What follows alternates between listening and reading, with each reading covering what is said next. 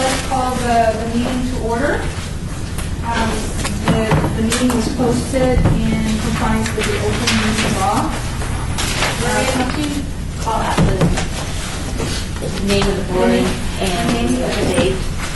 All right, today's June 2nd, and just the meeting for the name of the department planning board.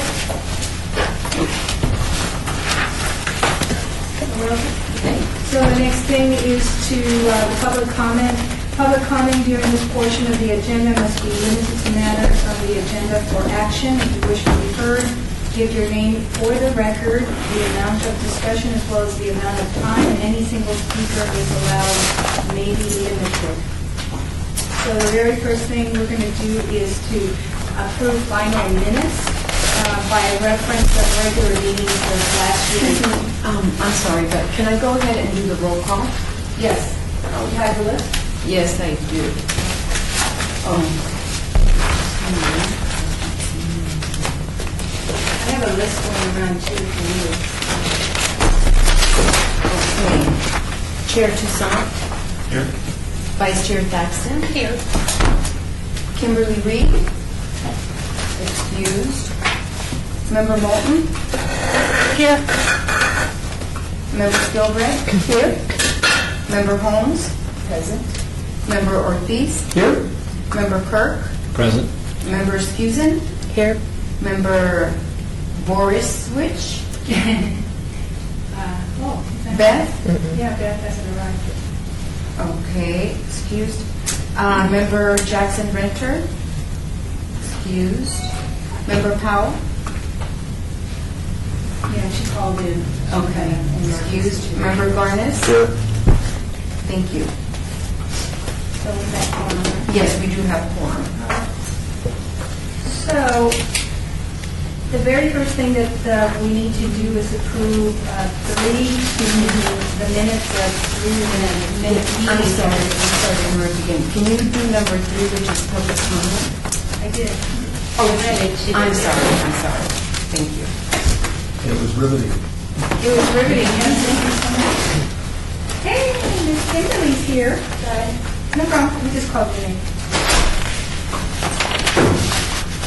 So going back to number 4, which is approval of these minutes, last year's minutes, and you probably saw it in your backup, but I made copies if you want as well. So, anybody want to make a motion to accept these minutes? So moved. That was Mr. Toussaint. I'll second that. Please.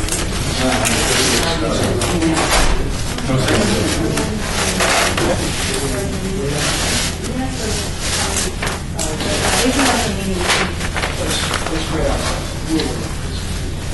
And can we do a vote? Yes, I'm sorry, I got interrupted and I didn't call for the vote. So now we go, all in favor? Aye. Opposed? Opposed? We didn't have to do this discussion or anything? Okay, motion passed. Thank Can I you. make a comment on the minutes? Last year, we discussed the minutes, especially those at the end of the season, so that the NPF season. We always have these minutes left over to be approved at the following meeting by some people who weren't there.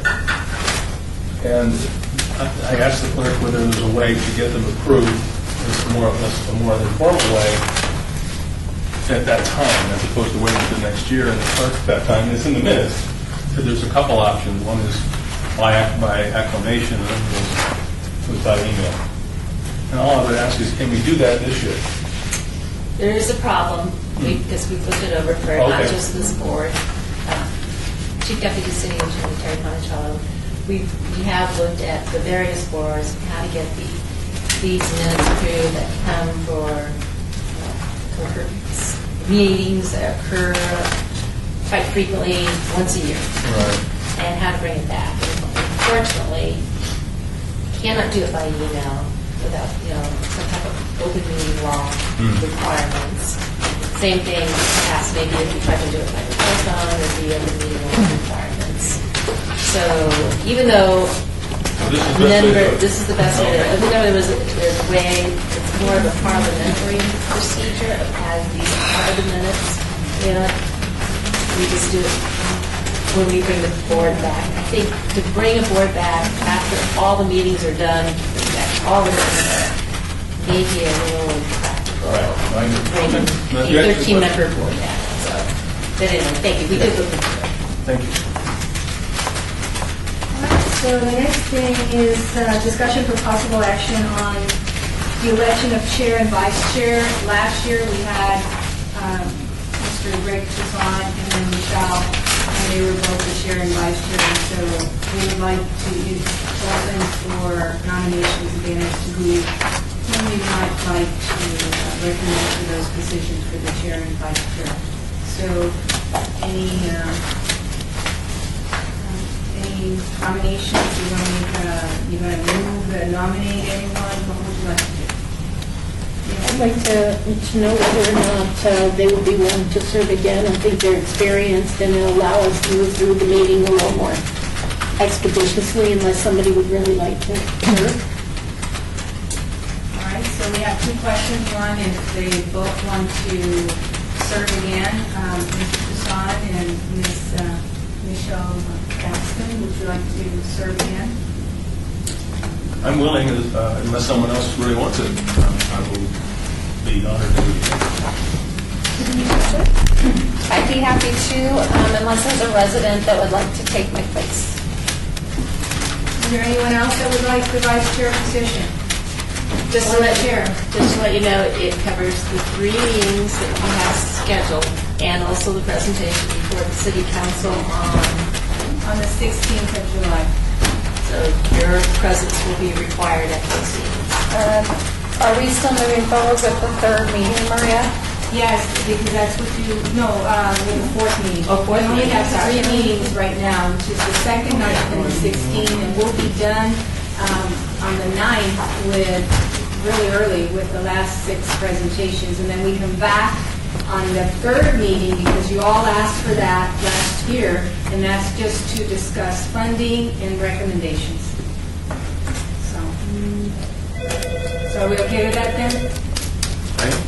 All right, so let's, You need a motion or something? yes, I need a motion to, for chair, and then, can we do both of them at the same time, since there's no, you agree? All right, so I can take a motion for both. I move that we reappoint Greg Toussaint as chair and Michelle Paxton as vice chair.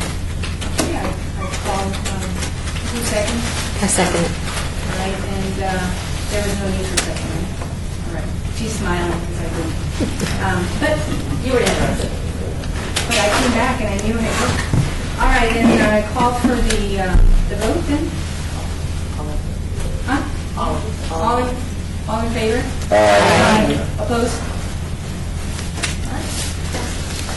All right, thank you, Mr. Toussaint, then could you take over?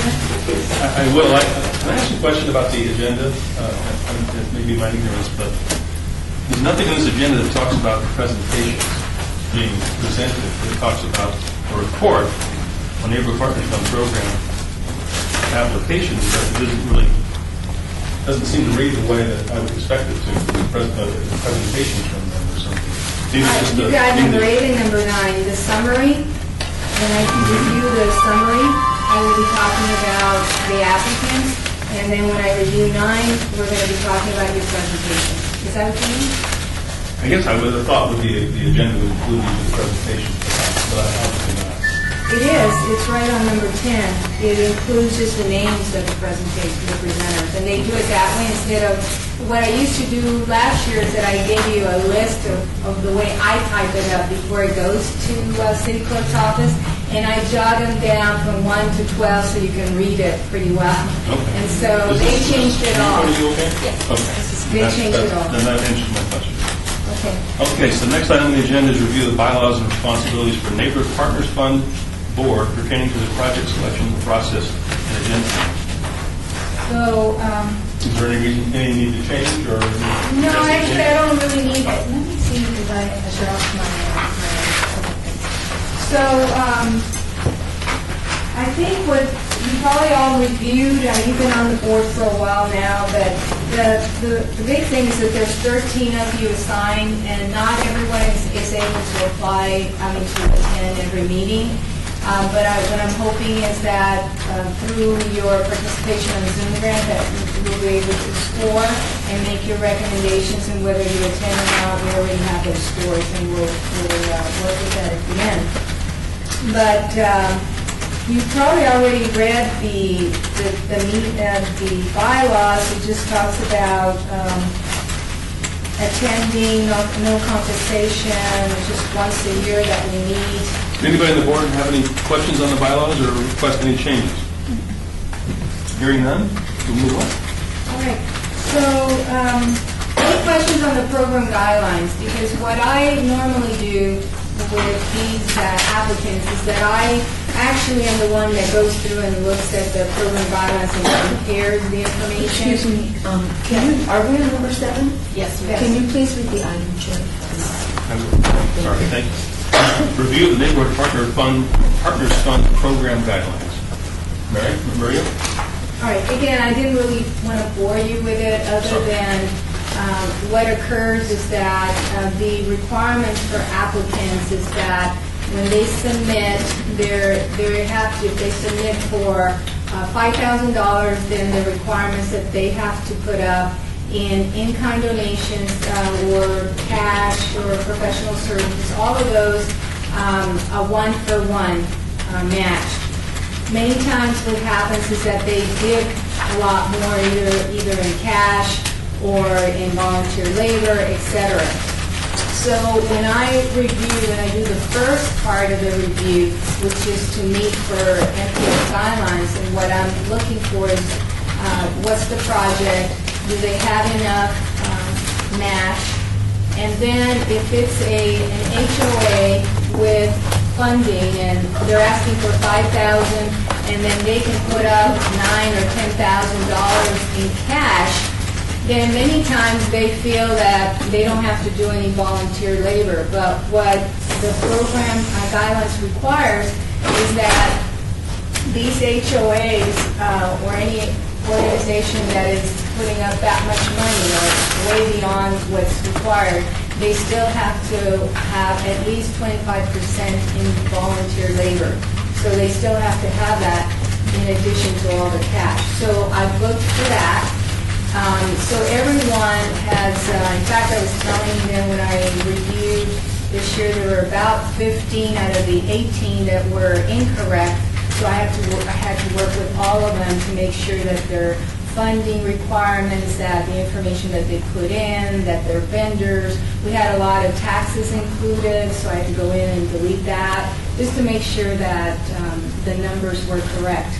So when I go over, so if we're okay with that, any questions on the guidelines? Because what you're doing is the beyond the guidelines. You're going into the rating sheet that you all received. I gave you a copy of the rating sheet, even though the rating is on Zoom Grant. So when you go in and score, you're actually doing the one that I provided for all of you as well on your email. And so there's 100 points available, and you can grade them accordingly. A lot of it is still subjective. I mean, you're going to look at this and then grade them according to what you believe is appropriate. And part of it is that after your presentation, you'll probably go back and then complete the scoring for each of these individuals, and we finished on the 16th. Any questions at all on the guidelines before I move on? Yes, ma'am. So you make sure, I just want to make sure I did this right and I didn't skip anything I shouldn't have. You make sure that they're registered. You make sure that they sign their approval letters if they need approval to be on the property. And so really, all I was checking was the description of the project and their budget, their volunteer hours, so I could make a judgment call on that, right? Yeah, the only one that, and because of this, the situation is that the planners who used to work with us downstairs are now upstairs, and so, as council office. So part of it is they have responded to my inquiries for all the registration. The only one that had not been registered, and I don't know if what happened with Rob or it's Ward 1. No, Ward 3 is the Stupak Center. So we have that, but the funding won't be released until it's re-registered. So I'll be sure that if it hasn't been registered, that it has been by the time we fund it. But that's one of the requirements. Okay? And good question. Thank you so much for Thank you. asking that. Moving on, item number 8, report on the FY 2014-2015 application summary worksheet and rating sheet evaluation criteria. All right, so what I did is that I sent you the summary. I do that just so that you know exactly who's applying, what the project is, what's the amount, and then we put in the maximum and the minimum request. So part of it is getting them to respond.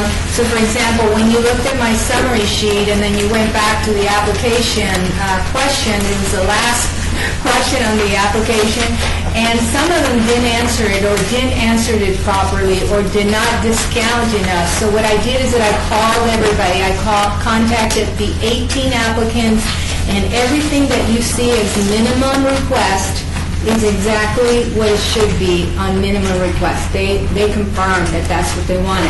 Now, the one thing that I need to go over, do I need to go over any of these guys? I mean, you read them, I gave it to you, but I typically review it. But I do want to point out that with the 15 or more that I had that were not correct, I had to, in order for them, if, for example, if they put 5,000 as their request, I cannot go in there and modify their application myself. In other words, I have to ask them and say, look, you're no longer asking for 5,000, you're asking for 2,000. I need you to lower the amount to 2,000. And so I had quite a few of those that when I worked with them, I modified, we looked at what they were doing, and I had one that went up and the rest of them modified.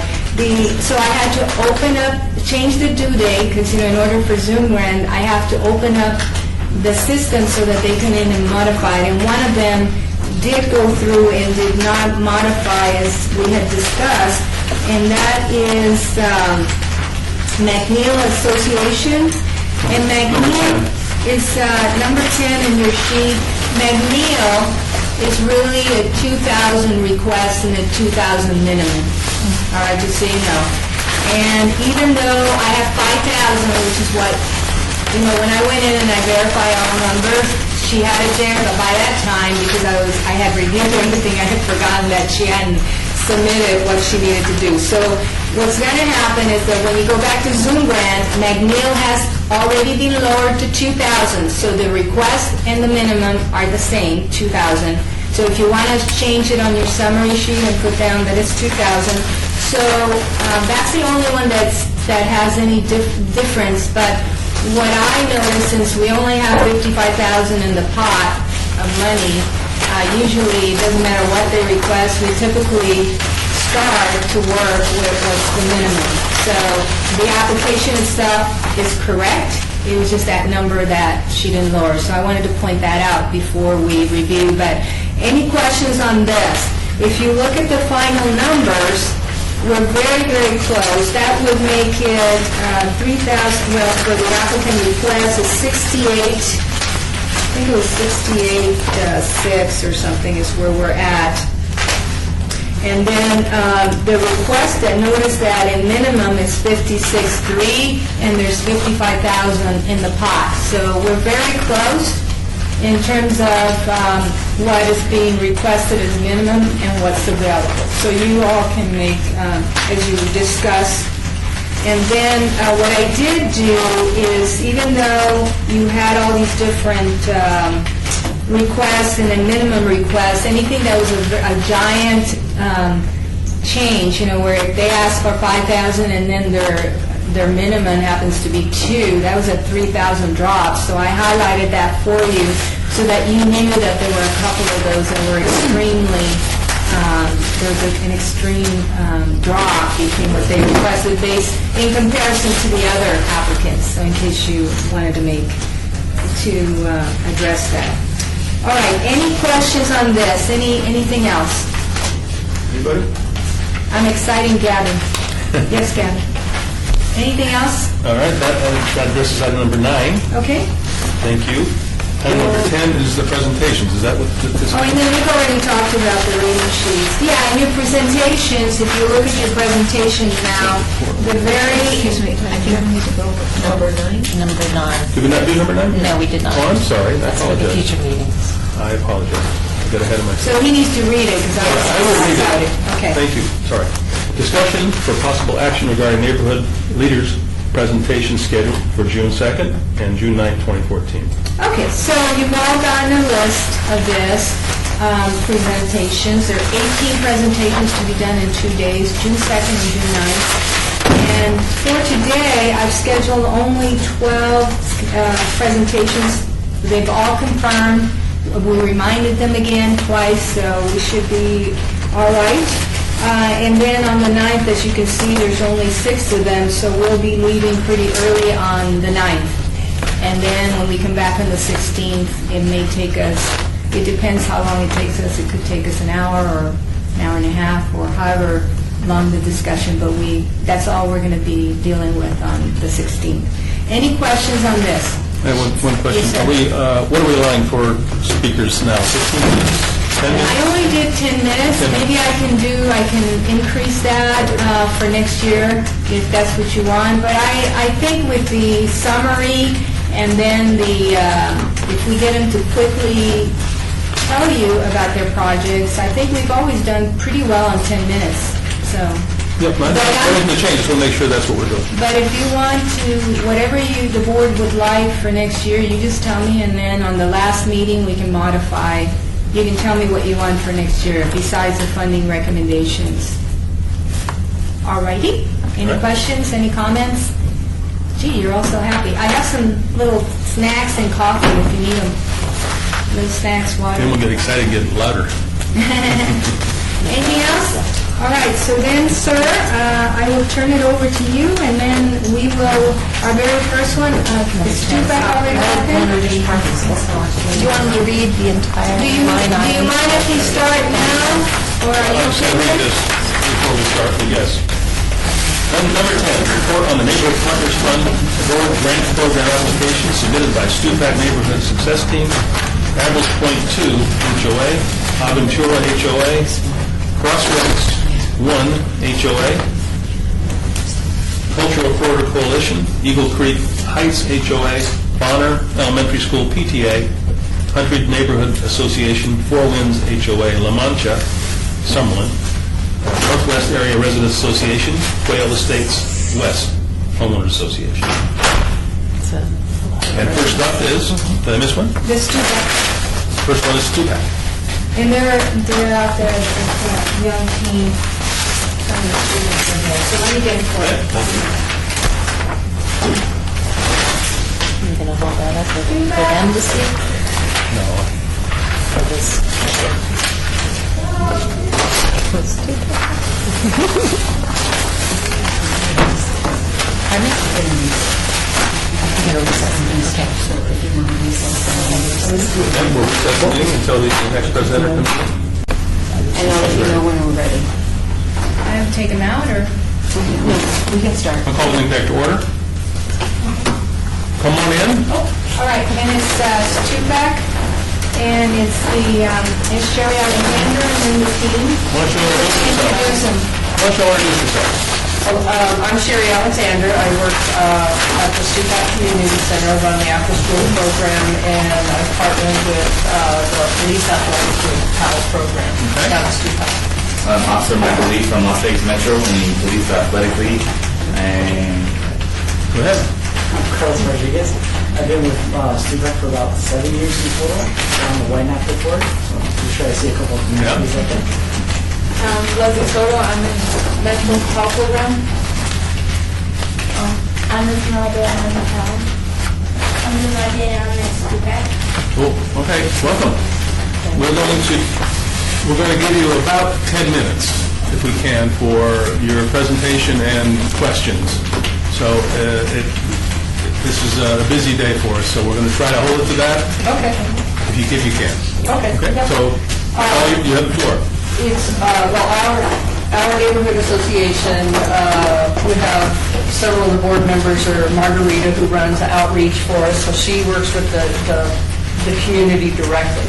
We take in clothing and food, things like that, and she gives it out to the neighborhood. So she's able to talk to a lot of the Spanish-speaking parents and kids and bring them into our program. So with our program that we're applying for, or the grant for, is to get kids to come in, talk about healthy eating, healthy living, different activities and things that they can do to have an active lifestyle.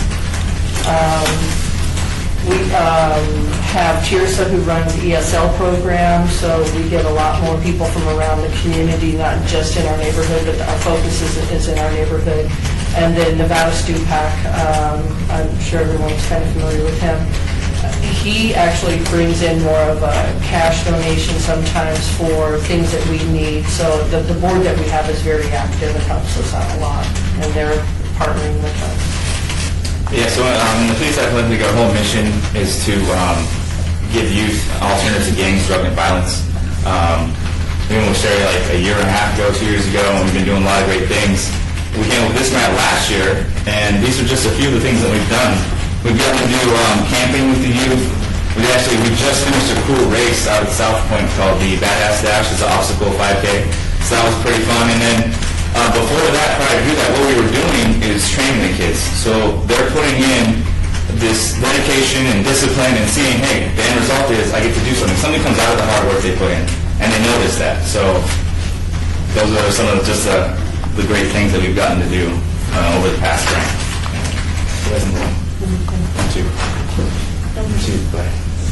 We requested the NPF grant last year, and we're able to serve our 150 kids in the area with fitness, hiking, camping, swimming teams, and a run.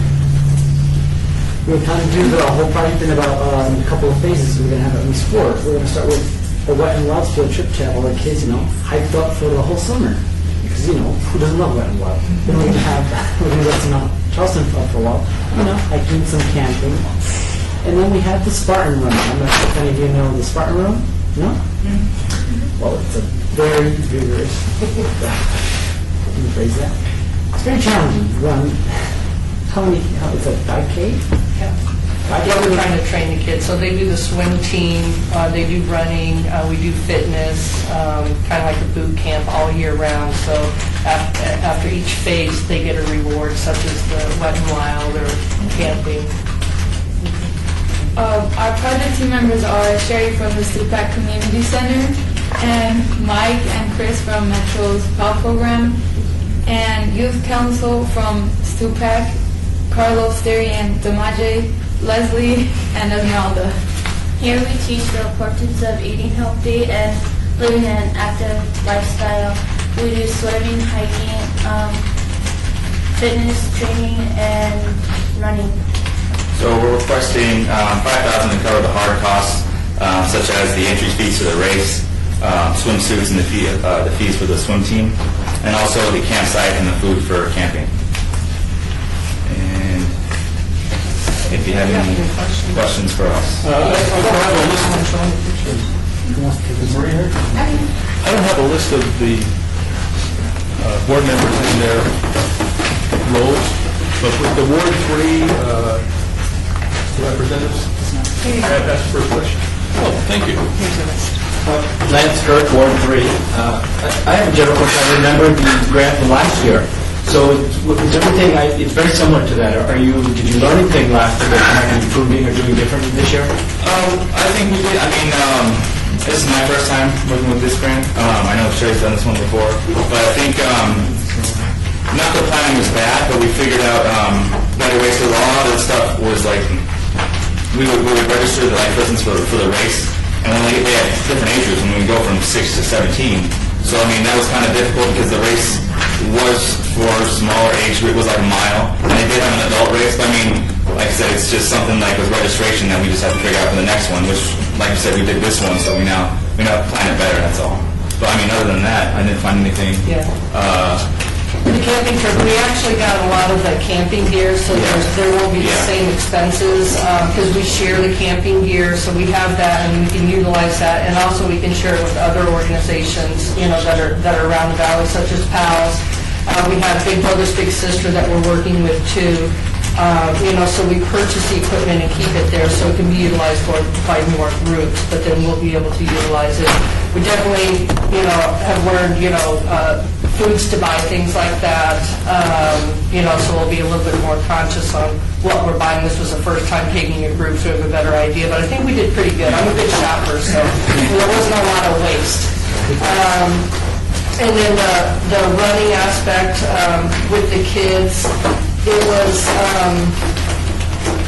was interesting to see them from the very beginning into where they are now, and to see them to complete the race last week. 'Cause when they came in, we had the different age groups, so we had kids that were 7 to 17 that were all together.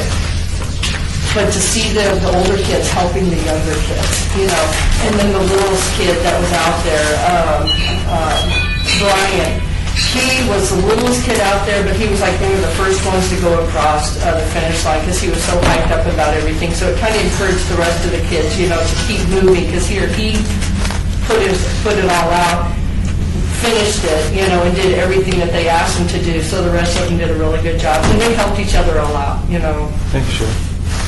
Felipe, do you have a question or comment? Mr. Chairman, Felipe Ortiz, through you, the Stupak Center in this particular program really reaches out to a population that is constantly moving. So it's important that they keep the kids together during the summer. As you can see, it teaches leadership skills, finishing what they start, because many individuals do not finish what they start. And then, of course, the value. 150 kids for the amount of money that they got is very negligible in the overall picture of things. It's a lot of money to them, but it's a minimal amount for the amount of value that the city gets. So I, of course, would recommend their approval for any funding, and as much funding as we can get them, because, as you can see, they have a good track record. And lastly, they've been able to reach out and partner with 2 other groups, and also they have cash money that comes into, that always helps, but it's never enough. So, I want to thank you for the continued hard work, and I would encourage the group to really look at them for full funding, or at least as close as they can to that amount. Okay. Any other comments or questions by the board? I do have a couple of questions. Can you Your tell me? name? Oh, I'm sorry, Deborah Wilson, I'm a member, and I'm from Ward 1. I had a couple of questions for you. You have the summer program, and then what happens with the children and the teens after summer is finished? Is there any follow-up or auxiliary services you're connecting them with so they don't lose this enthusiasm that they've started? Well, at Stupak, we're year-round. I've taken this week off because we're cleaning up, getting ready for summer camp, and we have our preschool graduation, so I have to shut down, but we still feed the kids in the evening. So, we do the free dinner program in the evenings, and then during the summertime, it's free breakfast and free lunch for our summer camp. The kids that can't afford the camp, they're still allowed to come in and do the lunch with us, or the breakfast and the lunch with us. And then we have our brand-new park across the street, so a lot of them will be going over there. But we have a free after-school program, so we keep the kids engaged all year round. Because I'm a believer, you got to keep them engaged, keep them, and especially with education. We have the library on location too, so the kids all do the reading program too over the summertime, so we keep them in. Anyone else? I have a comment. A long time ago, I was a kid about your age, and I moved to Las Vegas, and it was a lot different then, but I lived on Philadelphia. I lived on Baltimore. And we didn't have a summer program. We just go to the desert to catch horned toads and stuff like that. This is a pretty nice, great program. How many kids are going to participate in this? I'm sure it's written down somewhere, but I don't recall. Well, I think we target for like 25 kids for each event, because like the Spartan Run is anywhere from $25 to $85 per person. Wet and Wild's like $25. So what we do with each activity that we do, so like the kids that participate in the swim team, the ones that come for the majority of the time and compete in the swim meets, will get to go to the Wet and Wild. So over the course of the year, we'll service 150 to 200 kids. We may get a couple of kids that just come once or twice and then go. How many will participate in this program, in the summer program? Oh, in the summer, we'll probably have, I would say, 200 this time. Probably. That's awesome. Yeah. Because once the word's out, they love going on the field trips. And You still got the Desert and Catch Run toes, you just have to go a lot farther than I did. Well, we did that at Mount Charleston. The Desert just drove the railroad tracks when I was a kid. All right. Any other comments or questions? Yes? Vicki Skilbrand. My question is that you have, your request is for 5,000, but you said minimum is 4,000.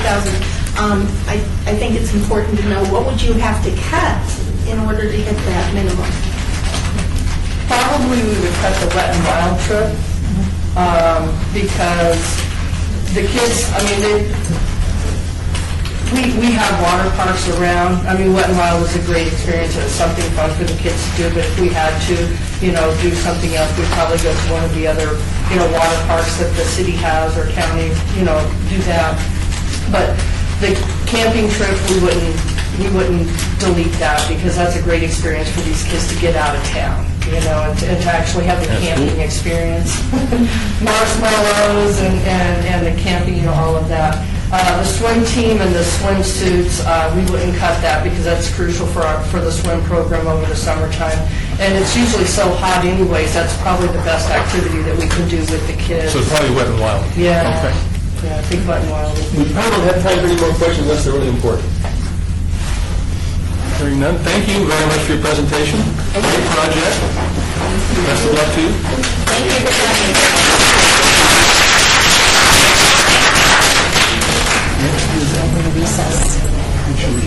Sam, you want to come up here? We have Admiral's Point 2 HOA. Sam, up here. Sam Malik, and I don't know the other gentleman. Rusty, he's my brother. All right, so you get to make your little presentation. Okay. 10 minutes. Well, first of all, welcome both of you. Thank you for being here. We have a lot of presentations today, so we're trying to limit each presentation to 10 minutes with questions. So we appreciate any brevity you can offer us. We might have some questions, so thank you. I thought it was a great, worthwhile presentation. The floor is yours. Okay, so I got handouts. Want to pass them along? Yeah, sure.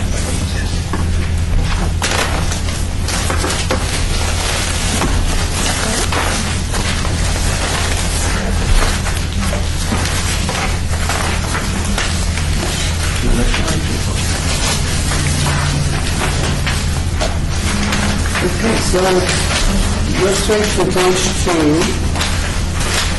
And as you can see, we have like 22 buildings, 132 condominiums, and a garden setup. It's a gated community. We're located near the intersection of Durango and West Charleston, and the list of attractive landmarks you can read for yourself: the Staley Village, the casinos, etc., etc. Any questions? Okay, then there's something like this. There's swimming pool, page 5.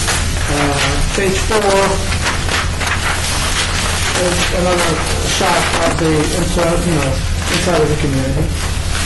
Page 5 is the gate and the peripheral fencing. We try to improve the safety and security of the gated community so that we can do more social activity and feel more safe.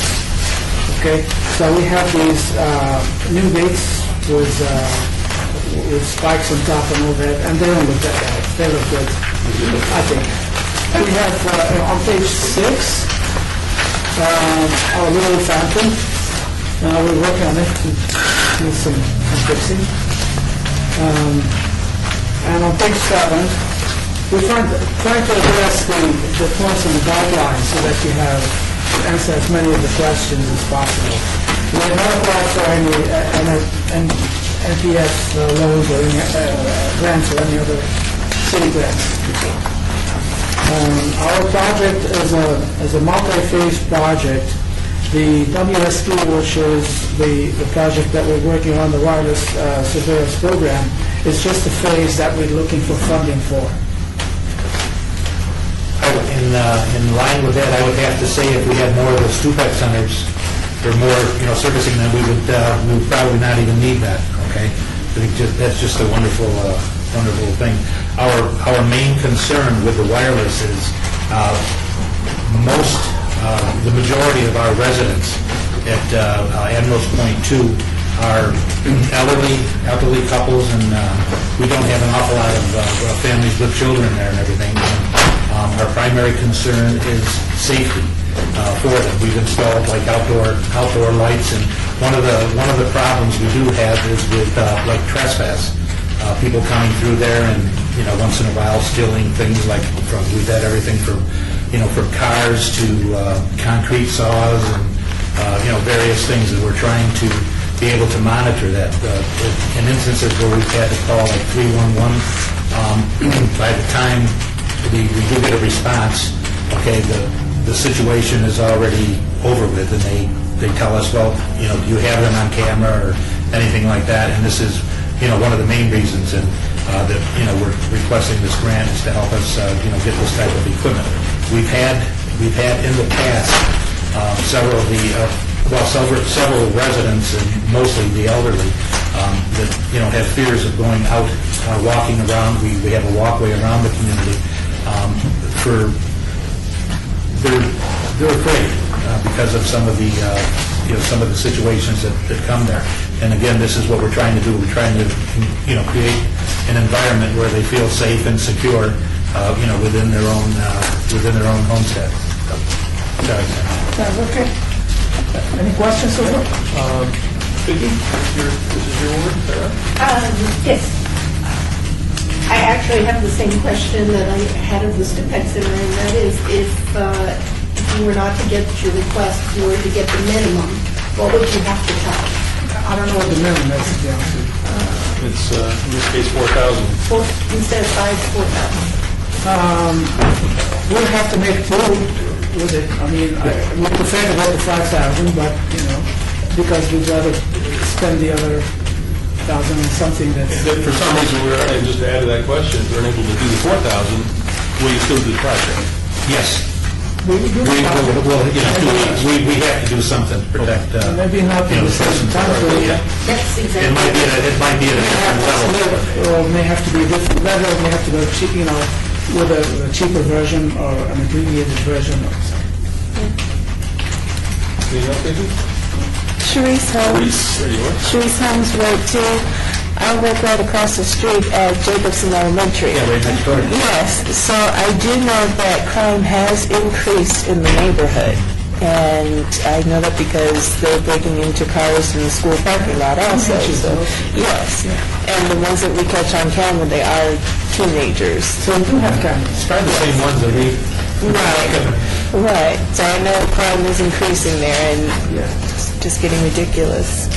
Yeah, we've had, as a matter of fact, I've spoken with the principal, the very nice lady at your school there, that we had a couple instances with even some of the younger, the elementary school kids. One of the instances where they were actually jumping the fence on a dare to see if they could bust. We have those globe lights, see who could bust the most. I mean, this is the thing that we have kids on a constant basis. So. Anybody else? I do. Darren Garnis. On the cameras, are they day and nighttime cameras? And do you have adequate lighting for at nighttime? So if a crime does occur, will the cameras be able to pick it up well enough to identify a person? I'll answer the second question. We have enough lighting so far because we've done a lot of work on lighting. And yes, the cameras will be outdoors, rated for outdoors, will be rated for night. Not only that, the ones that we do want to get, okay, are motion activated too, but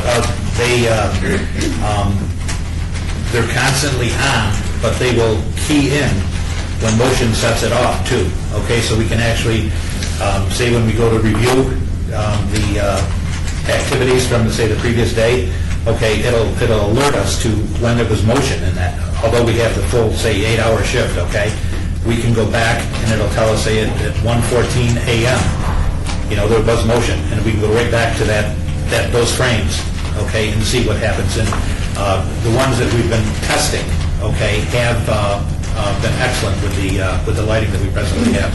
So it won't be monitored by a security company, just monitored for you in the event of an incident? Correct. Okay. And are you also going to post signs that you have video surveillance on the property? Yes. I'm Beth Savage. I was just wondering, how long are you planning on keeping the video for? The ones that you save, okay, the way we're hoping to do it, okay, the ones where you save clips where there was some activity that looks suspicious or something like that you want to follow up, okay, you can keep it indefinitely, what they call like in the cloud, okay, and it's a term I'm not real familiar with or anything like that, where it doesn't load up your hard drives and everything like that. But the rotation of the thing, again, the ones that we're looking at presently are for 7 days. Okay, but we will be monitoring every day or every 2 days where we would be able to pick up something. And it also, okay, has the ability to alert us immediately if there is motion when we don't expect a motion in a certain area. Okay. Anyone else? Okay. I just have actually two. The Wi-Fi system that you're installing is an infrastructure type of Wi-Fi system. Yes. Is it limited to the security cameras, or will residents be able to use it in their homes for Wi-Fi? It doesn't have enough bandwidth for more than, right now, we're limiting it to the security cameras. Okay. Because otherwise it gets to be extremely pricey. Yes. But in that respect, right now, we have the way at the pool area, okay, we're offering free internet service, okay, and that would be, again, one of the areas where we would have... So you will have it there? We will have it there, okay, but then we might be able to stretch it out a little bit, okay, we have to have Wi-Fi to use it for the thing, but to offer it to, for the cameras, but to offer it to the whole population in there, okay, we don't have that capability because of cost. And that will be a future phase Yes. of the project. Second question is that there's something called Advantage Tech for $65,000 was crossed off. What was that? Okay, well, that was a competing bid. Oh, okay. And- That answers the question. Okay. You told us very clearly that we can't go that route right now. I wasn't sure I was on there, so... The reason was obsolete technology and obsolete and expensive, and it was not as advanced as what we have. Okay. No more questions. Thank you both very much for attending. Best of luck with your project. Okay. Thank you very much. Thank you.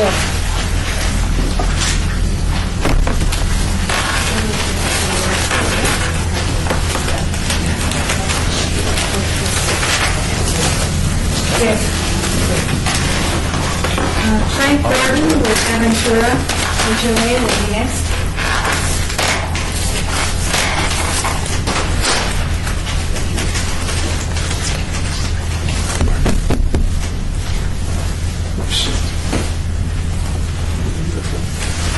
Welcome, first of all.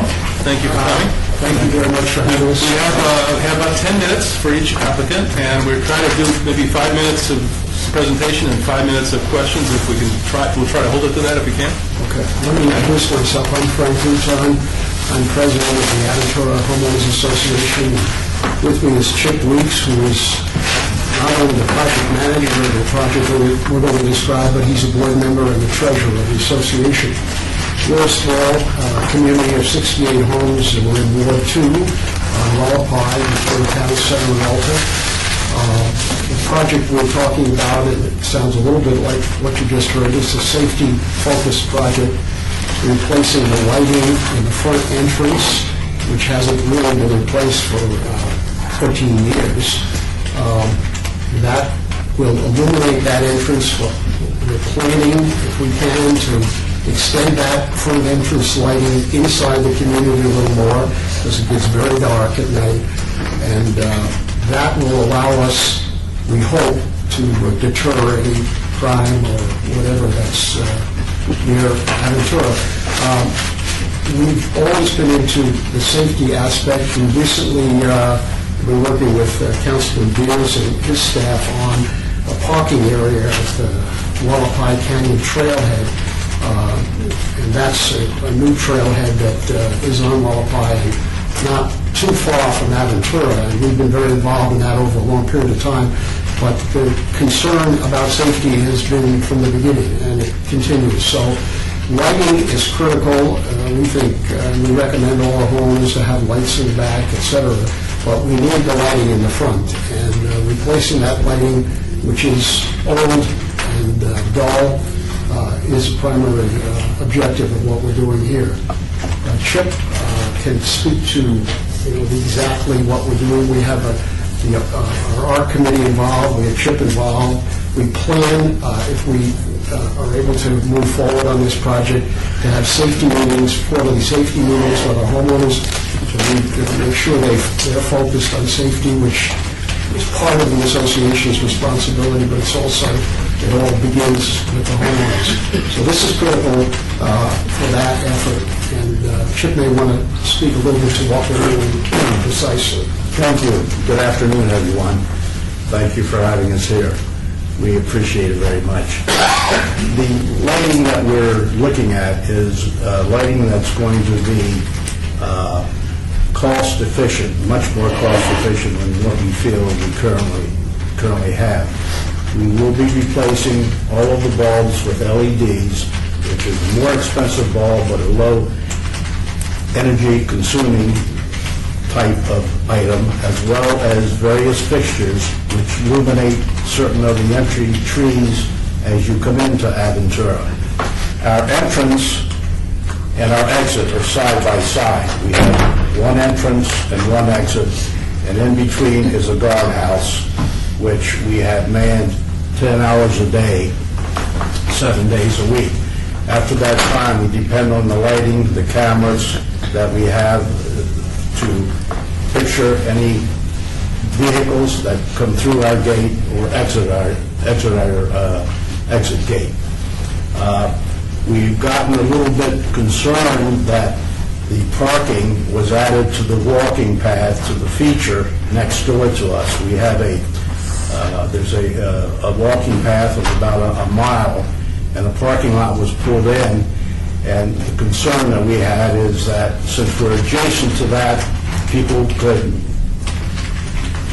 very easily, cross and enter our property by jumping the fence. And that's one of the things why we have encouraged every homeowner on the perimeters to light their motion detection lights in their backyard, as well as, in some cases, in their front yards. I believe that we've gotten about 5 years longer life out of the existing materials that were put in back in 1998 and 1999 when the development was started. It's a one-story, all the homes in it are one-story, and that's a feature that we like. We're bounded two sides by a golf course and by one side by the walking park. I'll be happy to answer any questions you may have. Let me just make a point.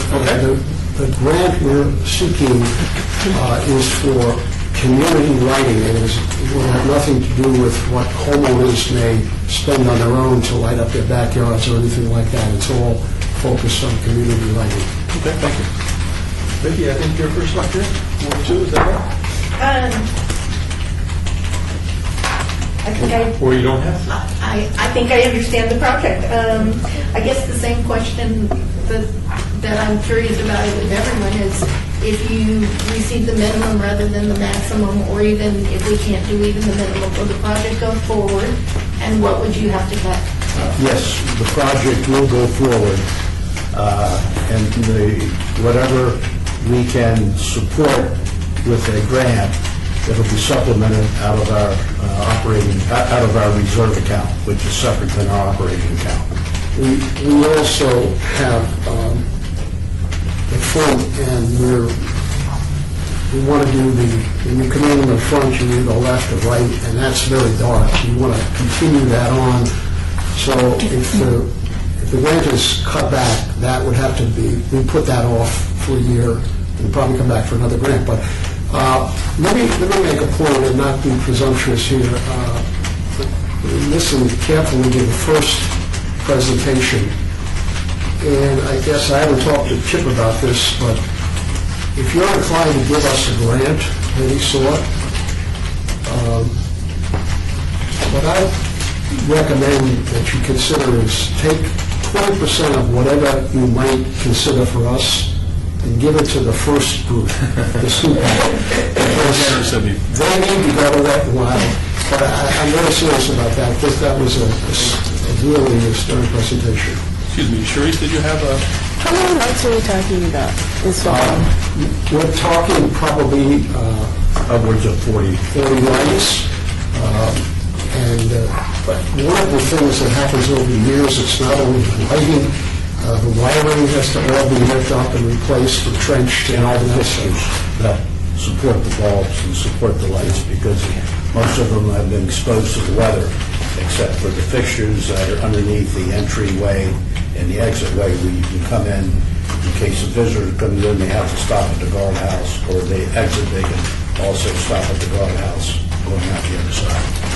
Okay. Anything else, Sharice? No, that's it. Okay, we've got about 2.5 minutes. Any other questions? No one? It's unbelievable. Well, if there's anything else, you have a couple more minutes. Do you have something else to add? Otherwise, well, I think that the focus on safety, as I say, has been ongoing, but this change we're making in the front is a bit of a catalyst for these meetings we're going to have. And you can never fully explore the subject of safety, and getting people in Aventura focused on that through these safety meetings, and our security company coming over and making a presentation quarterly will help. But this is kind of kickstarts that, and at the end of the day, as Chip said, we've got to do this anyway. I mean, this is important. We think we've sort of crossed the bridge on the new parking area that Chip referred to, because we've had good dialogue with the councilman in his office about certain things that were concerning us, and they've been responsive to it.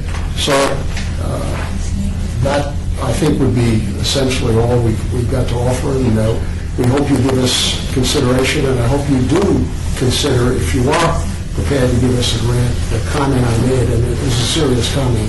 Thank you. Thank you, and thank you for your time, and best of luck to you. Thank you. Thank you.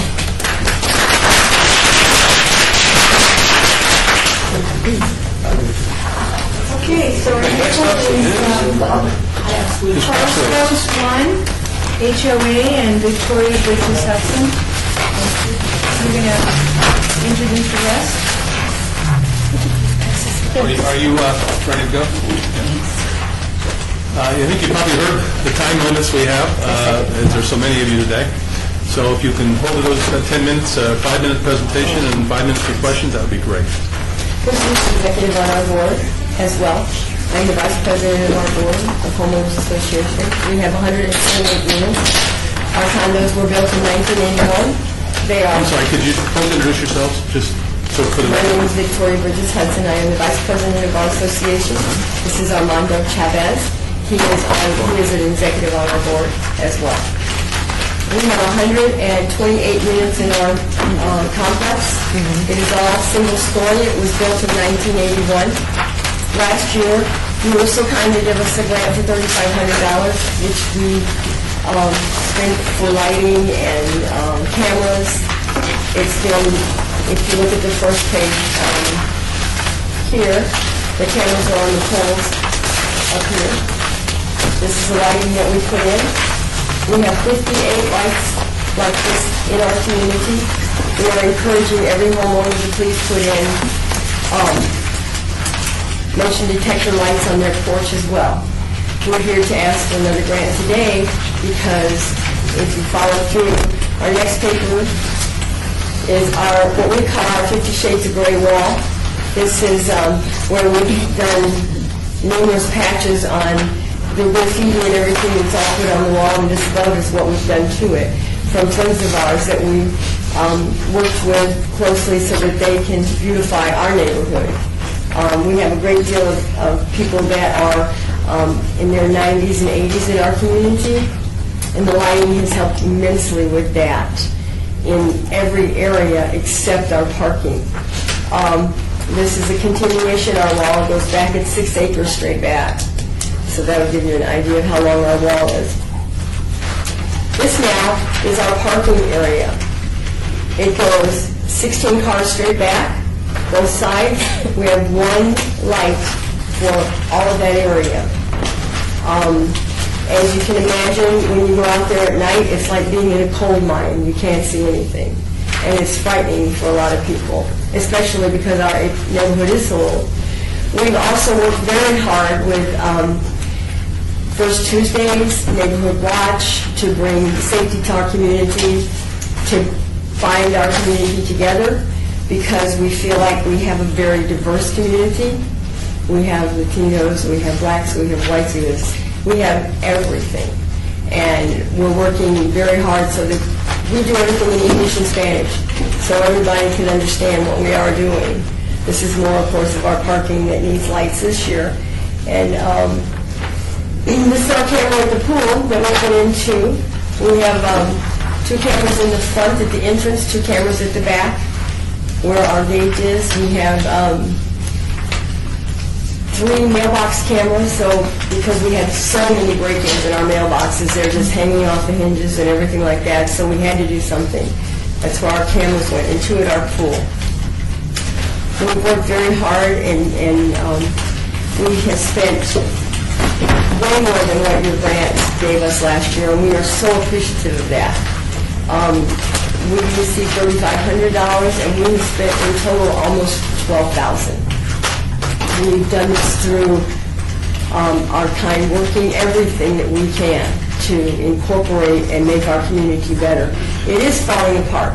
We are $100,000 behind in our HOA fees from 80 buildings in our unit. So that puts a really big burden on the rest of the community. And for us to ask them to please put in motion detectors, most of our clientele and people that live there are like me. They're on Social Security. They're not working anymore. And so I devote my time in every day to trying to make our community better. And with the help of you and our police officers and Neighborhood Watch, we've come a long way in the 5 years that I've lived there. My name's Armando Chavez. I've been a resident owner at this community of ours for 22 years and have seen a lot of changes take place, and I'm happy to tell you they're all to the better, and it's improving. The community is located between a grammar school and a shopping center, which is a very high activity, and it used to be a thoroughfare for people accessing back and forth, and the school built a cinder block fence which separated that and greatly helped the problems we have, pedestrian traffic. Now the other matter I'd like to call your attention is that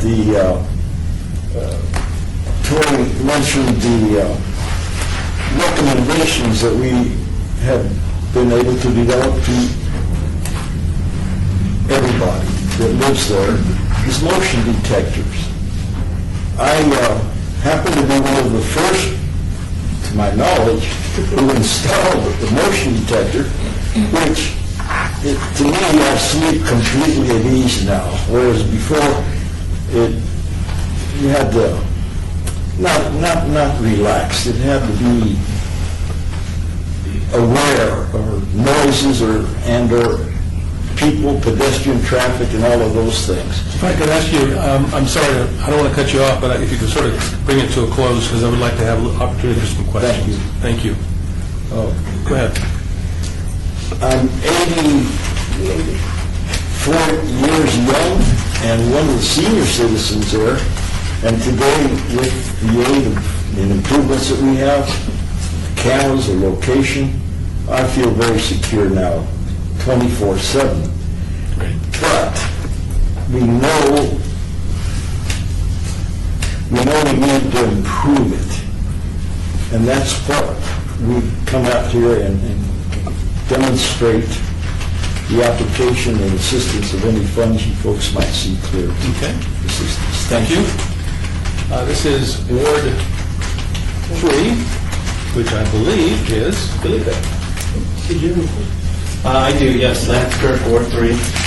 So it sounds like the cameras have been successful then for... Yes, they report for 45 days. We have the ability to go in at any time with any motion, check anything that's happened, download it, and print it. We've already caught a couple people that were doing vandalism, and it's been a great help to us. Good. Wonderful. And then just to follow up, one thing I did like about your grant is you had a monetary donation, I think, from the EGIS, I believe. I would have to refer to There was a the- match or something like that, or I thought I read in there. So I just like that part that it shows that you're getting others to contribute financially. I thank everybody. But, I mean, to me, that shows a lot more support, and I like to see grants that way. Yeah, we go and ask for money in I ask for electricians, I'll ask for anywhere that I might have a foot in the door. I don't mind going and begging for anything, because our community is very old. It was built in 1981. Our plumbing is in the outdoors is just a disaster, and we have so little. I mean, we have 25% vacancies, and so that puts us $100,000 in the hole. So we need everything we can get, and we're appreciative. And our community works very hard together to make it a better place to live. Yes, Mr. Chairman, through you, Felipe Ortiz, real quick. Last year, we had a national night out there. While we were there, someone was banging on the doors trying to break in. I mean, it is an area that's been neglected for many, many years, and I'm not talking the homeowners, I'm talking services, police services, everything. And so it really is a worthy neighborhood because they've made some very good progress, and I'd like to see it continue. Because it was really overrun by anybody and everybody. And we're standing there with the councilman and some city staff, and they're trying to knock and break in some doors. I mean, that's how bad it is. So it is a worthy project. I hope there's enough money in there to help them continue to move forward so that they get more occupancies to sustain their neighborhood association and homeowners association. Thank you so much. Yes, Kimberly, did the cameras at the mailboxes, did that help with the... Yes, it has helped immensely. And we're now getting new mailboxes from the Postal Service. They wouldn't even replace them before. All right, thank you. anyone else? Yes. One question. Beth Borisevich. Your name? I'm sorry, for the record. Beth Borisevich. I have a question about, you have a picture here of the carport, and then right adjacent to that, it appears to be like a covered patio area of where residents' homes are. And I know that you had said that you were thinking of putting in motion detector lights or recommending to the residents to do that. My concern is anybody going to have an issue with the amount of light that's going to be emitted from the parking lot into their home? No, everybody is begging to have parking lighting. Okay. This is this is our clubhouse. I'm talking about the page with the van on the bottom. The page with the van on the bottom. I just want to make sure that the residents, although they're going to be better protected, that they're not going to have too much light seepage into their house, which is going to cause them an additional issue. This is their back porch, and it goes into their kitchen, so it should not be any problem with them at all. Okay. Everybody's really looking forward to having more lighting, and even if we could just repair these lights that are here, that would be a huge step, help for us instead of a deficit. Can I ask when you're, Michelle Faxton, sorry. May I ask, when buildings were constructed? 1981. 1981, okay. And I think that anything better than one light for that structure is better.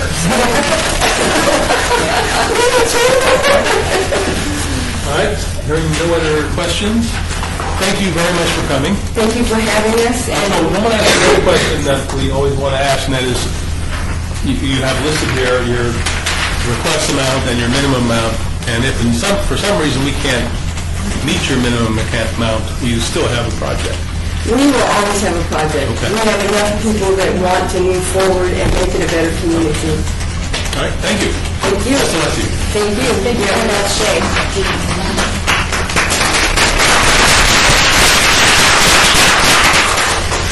Okay, next up, Cultural Corridor Coalition. Yes, Ms.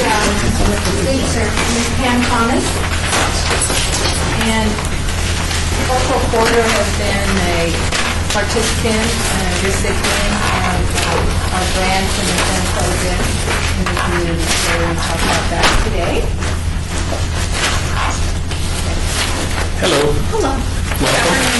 Thank you. If you've been sitting here, you know that we're trying to keep everybody to 5 minutes speaking and 5 minutes questions, so if you can do that for us, we'd appreciate it. The floor is yours.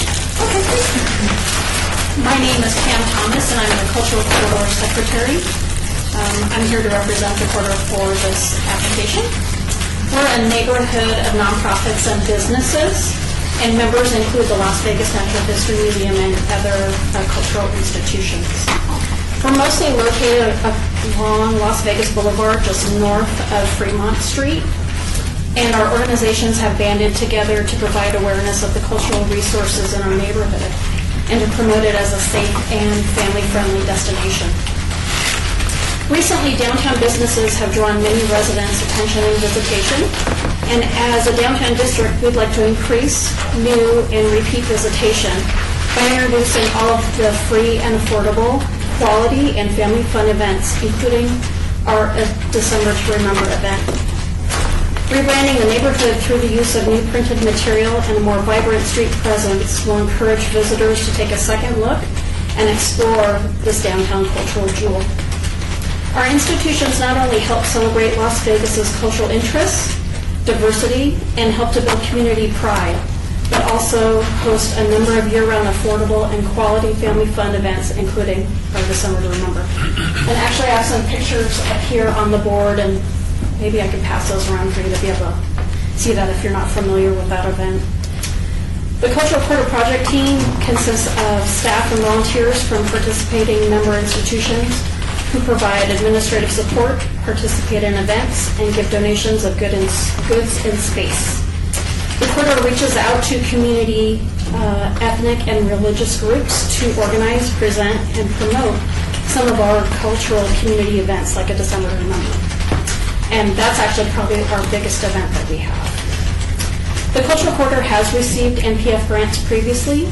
A $5,000 grant from Neighborhood Partners Fund will support our awareness campaign through new printed and downloadable marketing materials, social media, and helping to create that more vibrant street presence, including the installation of our December to Remember banners. We hope to encourage old and new residents to rediscover our area. Okay. This is Ward 5. So that would be Tanya Renters, not here, is she? AJ Powell, not here? Not here. So it's a free-for-all, right? Anybody have a question? Michelle? Is this also going to promote the Science Festival that you recently had? Actually, we do usually get our own funding for that. Okay. So we don't worry about that as much. We're trying to promote, the cultural district itself rather than just one single event. Does the cultural district have its own Twitter page or social, like some Yes. sort of social media? Yes. We have a Facebook page. I think we have Twitter, and I know we have a website that we've been working on. And that's what we would like to use some of the funding for, to kind of help do some promotion on that. Any other questions? Lance Kirk, Ward 3. I just wanted to comment, I like how this has the potential to reach the whole valley because of how you're promoting and marketing and getting the message out there. So I just like that, how it is a corridor, but it's reaching valley-wide too. I think Right, that's... and that's what we feel is important. I mean, we really want people to come down, to our area. We talk to people every day, oh, I didn't know you were down here, and, it's just so important to try and get the word out. Darren Garnis, last year, you guys were talking about possibly reaching out to the city and getting on their website or getting into their door. Did that happen? I don't know if it did or not. I don't handle, that kind of stuff. I do try to pass that on. Our last president did do some of that stuff, but she left, so I don't know. And then we got a new president after she left, and we're in the process of getting another one. So I will definitely try and make sure that someone, that's doing the website stuff and social media will be contacting the city on that. I have a question. There's a lot of money being spent on rat cards and brochures and so forth. Where are they going? Who gets them? Who are you targeting? Yeah, actually, we haven't printed any rack cards. We had talked about doing that. We've actually mostly been doing digital stuff. Right. So the design company that we've been working with, they've been doing, more of the digital type brochures. And we try to send it out on a list that we have, and then also, promote it on the Facebook and all of the different members' websites. So you're probably not going to do the rack cards and brochures. You'll be doing more electronic media? Correct. So those funds that would be going toward the rack card and the brochure will be spent on electronic outreach? We're definitely going to do electronic stuff. We're also trying to make sure that when our December to Remember event comes around, that we're able to put our banners up. We feel that it's important to try and kind of advertise that particular event. So that we're going to do some social media marketing, and then also try and get those installed.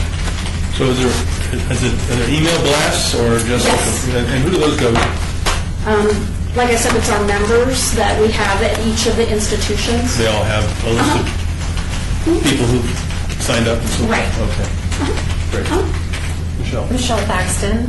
So do you guys not have banners that you use year after year? We do.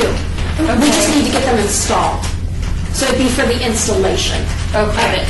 Okay. And then the social media part of it, is that not done in-house? You're doing that, is somebody else doing that for you?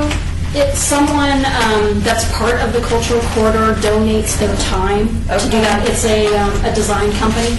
Okay. That puts together marketing materials and things like that. So then this money then is going to go towards hanging the banners, it sounds like. Hanging the banners, and then also doing like Facebook ads and that sort of thing.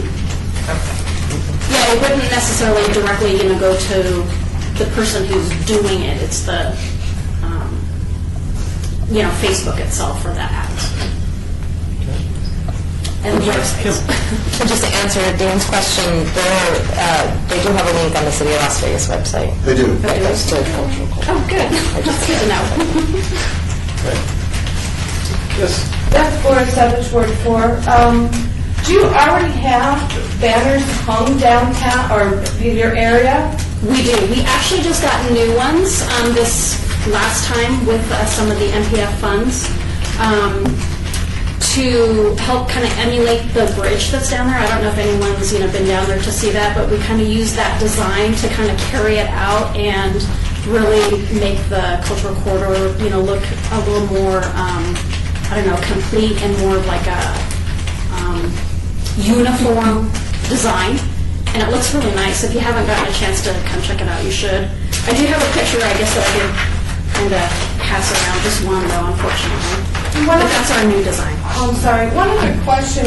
It does say that you are going to print backup banners. Yes. Backup of this particular one right here. We just got these done. And those are the ones that you're going to use throughout the year? Throughout the year. Christmas. Right, and then we have separate ones that we do for a December to Remember. So So we have to take those down, put the December to Remember ones up, and then take the December to Remember ones down. To put And who does that? Actually, we have someone through the Cultural Affairs Department that we were able to contact. With the city? Yeah, Very Best Signs, I think did the printing, and then, I can't remember the name of the company that puts them up. But it's through the city, through Lisa Stamanis that we've been able to do this. I have been involved in the project for a very long time, and we had banners too. And the city hung those banners for us. Is there any option to have the city do that? Well, and we have had in the past through the Cultural Affairs Department, she suggested that this year that we should probably try and get money through our grant to do it in case they don't have funds to do it. Okay. You know, and knowing that obviously no matter what kind of grant, you know, you apply for, you usually don't get the full amount anyway. So we know and we work with that. All right, thank you. Thank you. Anybody else? Just one quick question for Rupert, he's chairman of you. I'm in full support of this because you have to continue the branding. And as a city employee, everything costs money. They have to rent cones to block off the street, to get a lift to go up high, and then city staff is at a premium, so they're not going to really go do it unless they go out and rent equipment too. They don't own equipment, so I think that's part of where their money goes to mount these banners on the poles or wherever. So I'm in full support. It's really a big need to continue the cultural quarter presence in the city of Las Vegas. Okay. Thank you very much. Oh, I'm sorry. Didn't see you down there. Thank you, Council. I just was wondering if you've been working with other downtown partners to try to get the word out too, besides the ones that are involved in your cultural corridor? We definitely have. We've tried to work with Downtown Project, getting out some of the information. We also try and go through the school district to get out, you know, information about our activities that we have going on. You know, we have many cultural institutions, and so we have lots of different, you know, things going on. So we definitely try to get the word out as much as possible. Okay, thank you. Thank you. Good luck to your project. Thank you. Okay, next on our agenda is Eagle Creek Heights HOA. Right, very We're local. running 6 minutes long. We're doing pretty well.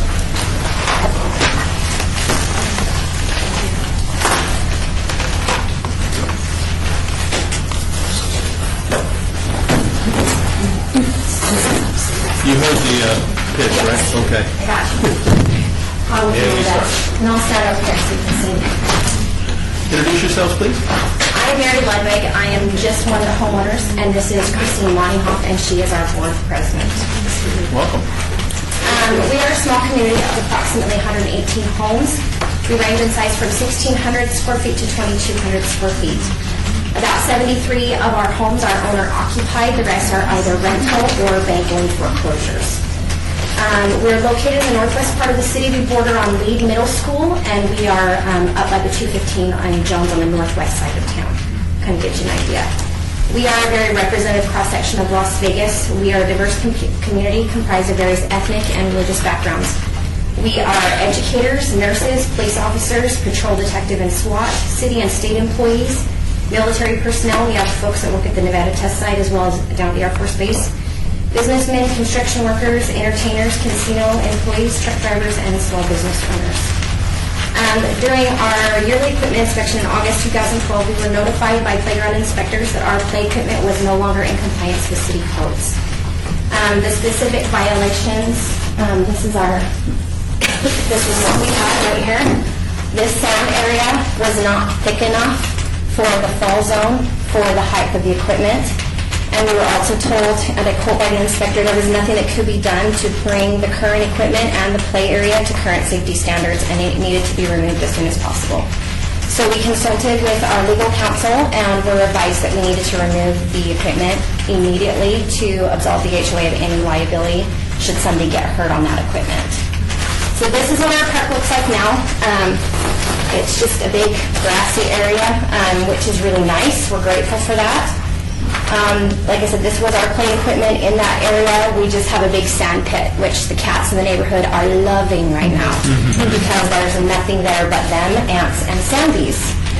This is what we hoped to be able to put in. It's about a 5-piece project. It's got slides, it's got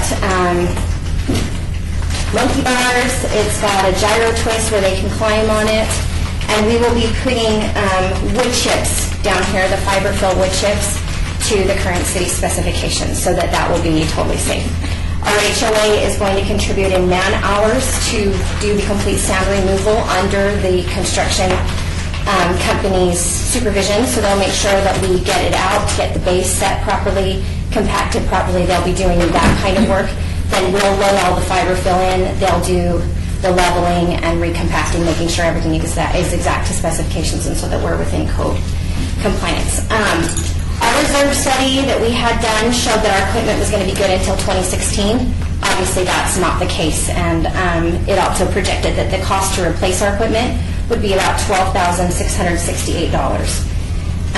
But after getting bids for equipment, we looked at equipment several different times over the years. That doesn't even come close to what it costs to replace, even with something as basic as what we're looking at. So we're a little bit, obviously, short. The total ticket price for our refurbishment, which I put in our application, is just under $20,000. As an association, like I said, we're going to provide a lot of the man-hours to cut that cost, and our board has been able to allocate some saved funds to help offset as well. But we need the $5,000 in grant money because we are short the total number. If we don't get the full $5,000, then we have to start cutting back pieces of our project. So we may be only able to do the ground and replace the fiber fill and maybe put in just the slide. Or depending on how much money we get will depend on how many pieces of our equipment we're able to put in. You might be wondering why you should help us. The city provides parks, and they're beautiful. They're throughout the city. There's lots that are located close to our community. So you might be saying, why should we spend money in your guys' specific neighborhood? And the reason why is because this park is the heart of our community. It's one of the main selling points for our neighborhood. In the surrounding area, there's only one other association besides ours that has actual play equipment. Everybody else just has a big grassy area.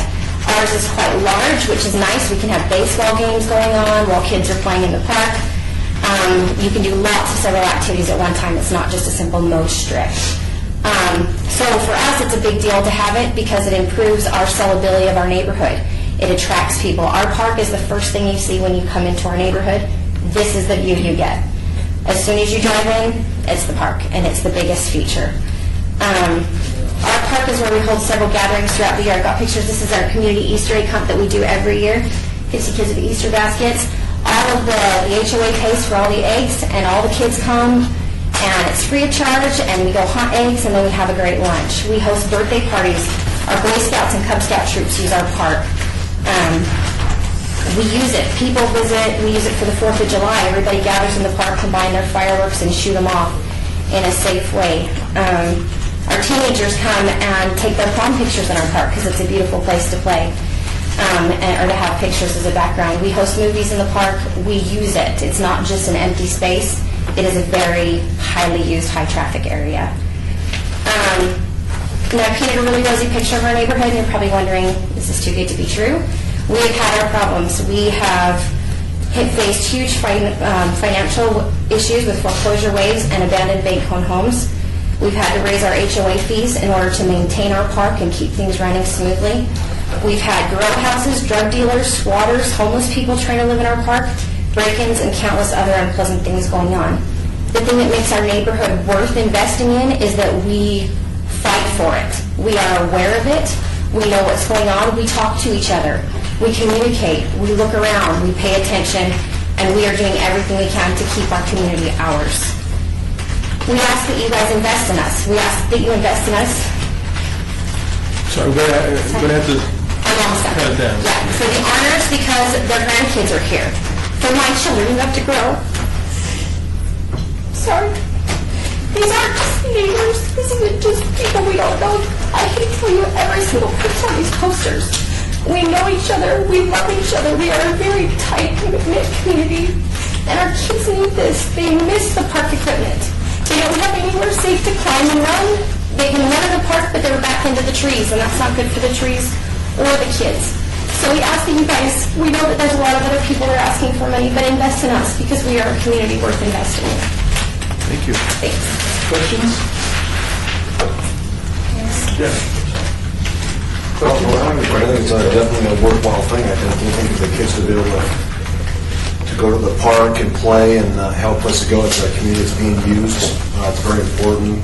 So I think it is definitely something that should be funded, and it's a worthwhile project. Did you have a question? Yes, I just had a comment. I was impressed with your application because you talked about how the family's going to be involved. I thought that was a great. And they're excited about it. Everybody that I've talked to in gathering pictures, I said, in order to get this grant, you guys, you've got to help me do this. And they said, absolutely, we're there. You tell us when, we'll bring our shovels, we'll bring whatever we need. We're there. I've had people say, can we bring pizza? Can we make it a potluck? I'm like, absolutely. Let's make a party and get out sand. So they're excited about it and they want it. Great. Michelle. I'm Michelle Thaxton from Ward 6, Councilor Ross's office. You guys are the ideal community that we look for, is people that know who your neighbors are. You guys know, when Councilor Ross goes out to neighborhoods, he always asks, do you know the people 2 doors down from them? And most of them don't. And to hear that you guys actually know everyone in your community is fantastic. So keep that up. And I did hear you say that if we're not able to get the entire amount, that you would have to lose a piece of the equipment, but you would still be able to move forward with We would part still of the be able to project. move forward. It'd just be smaller pieces. Okay, and then, but we would hope that you guys would come back. So if we're not able to fund the entire thing, I hope that next year you'll come back and add to that part, because you're right, it is the main staple of people in your community, so. Vicki. You may not know the answer. Vicki Skipper, you may not know the answer to this, but why wood chips? And I would think, I can understand not sand, but they've got a lot of products like rehab rubber, recycled rubber, the mats, or the chips. Well, we did some price comparisons along the way, and the surface that's kind of smushy, like rubber, compacted rubber, it was about $25,000 just for that. And we did the same thing when we got the estimate. We said, we don't even have $25,000 for the whole project. No, it gets really hot. It can, and the upkeep of it is quite costly. If accidentally somebody happens to take something and carve a little piece out of it for a souvenir, it's very costly to repair, and we just can't do it. So the wood chips was the next best alternative, which was not only cost efficient, but passed code. No, they have the shredded, it looks like wood chips. That was very expensive. That's probably a great product, but we just couldn't. This was the best we could do for the funds, the limited funds that we have. So, a great question, yeah. All right. I have a question. Yes. I'm Deborah Moulton from Ward 1. I assume you do have a plan for maintenance and upkeep of the equipment once it's put in terms of your budget? Yes, we've spoken with the playground installer, and that is all built in to the cost. Plus, it's going to be part of our reserve study as we progress down the road. Okay, well, thank you very much. Thank you very much for it. Great presentation. Thank you. Best of luck to you. Thank you.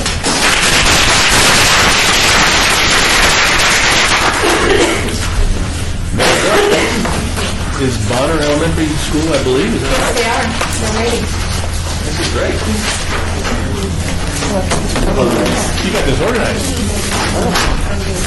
I got it organized. I have it organized, not this I have handouts, but I think a couple short, so if you guys want to share, that would be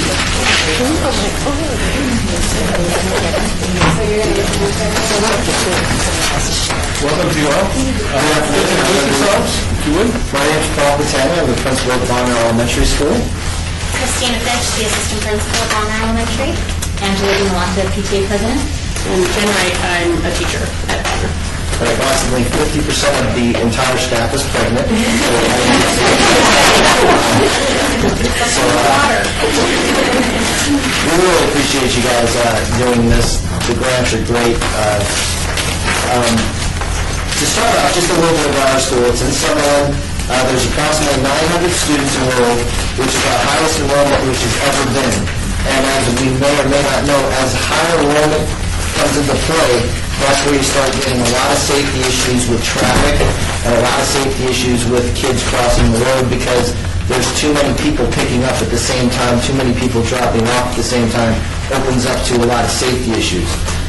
We're a 5-star school. We've been designated a 5-star school since its inception.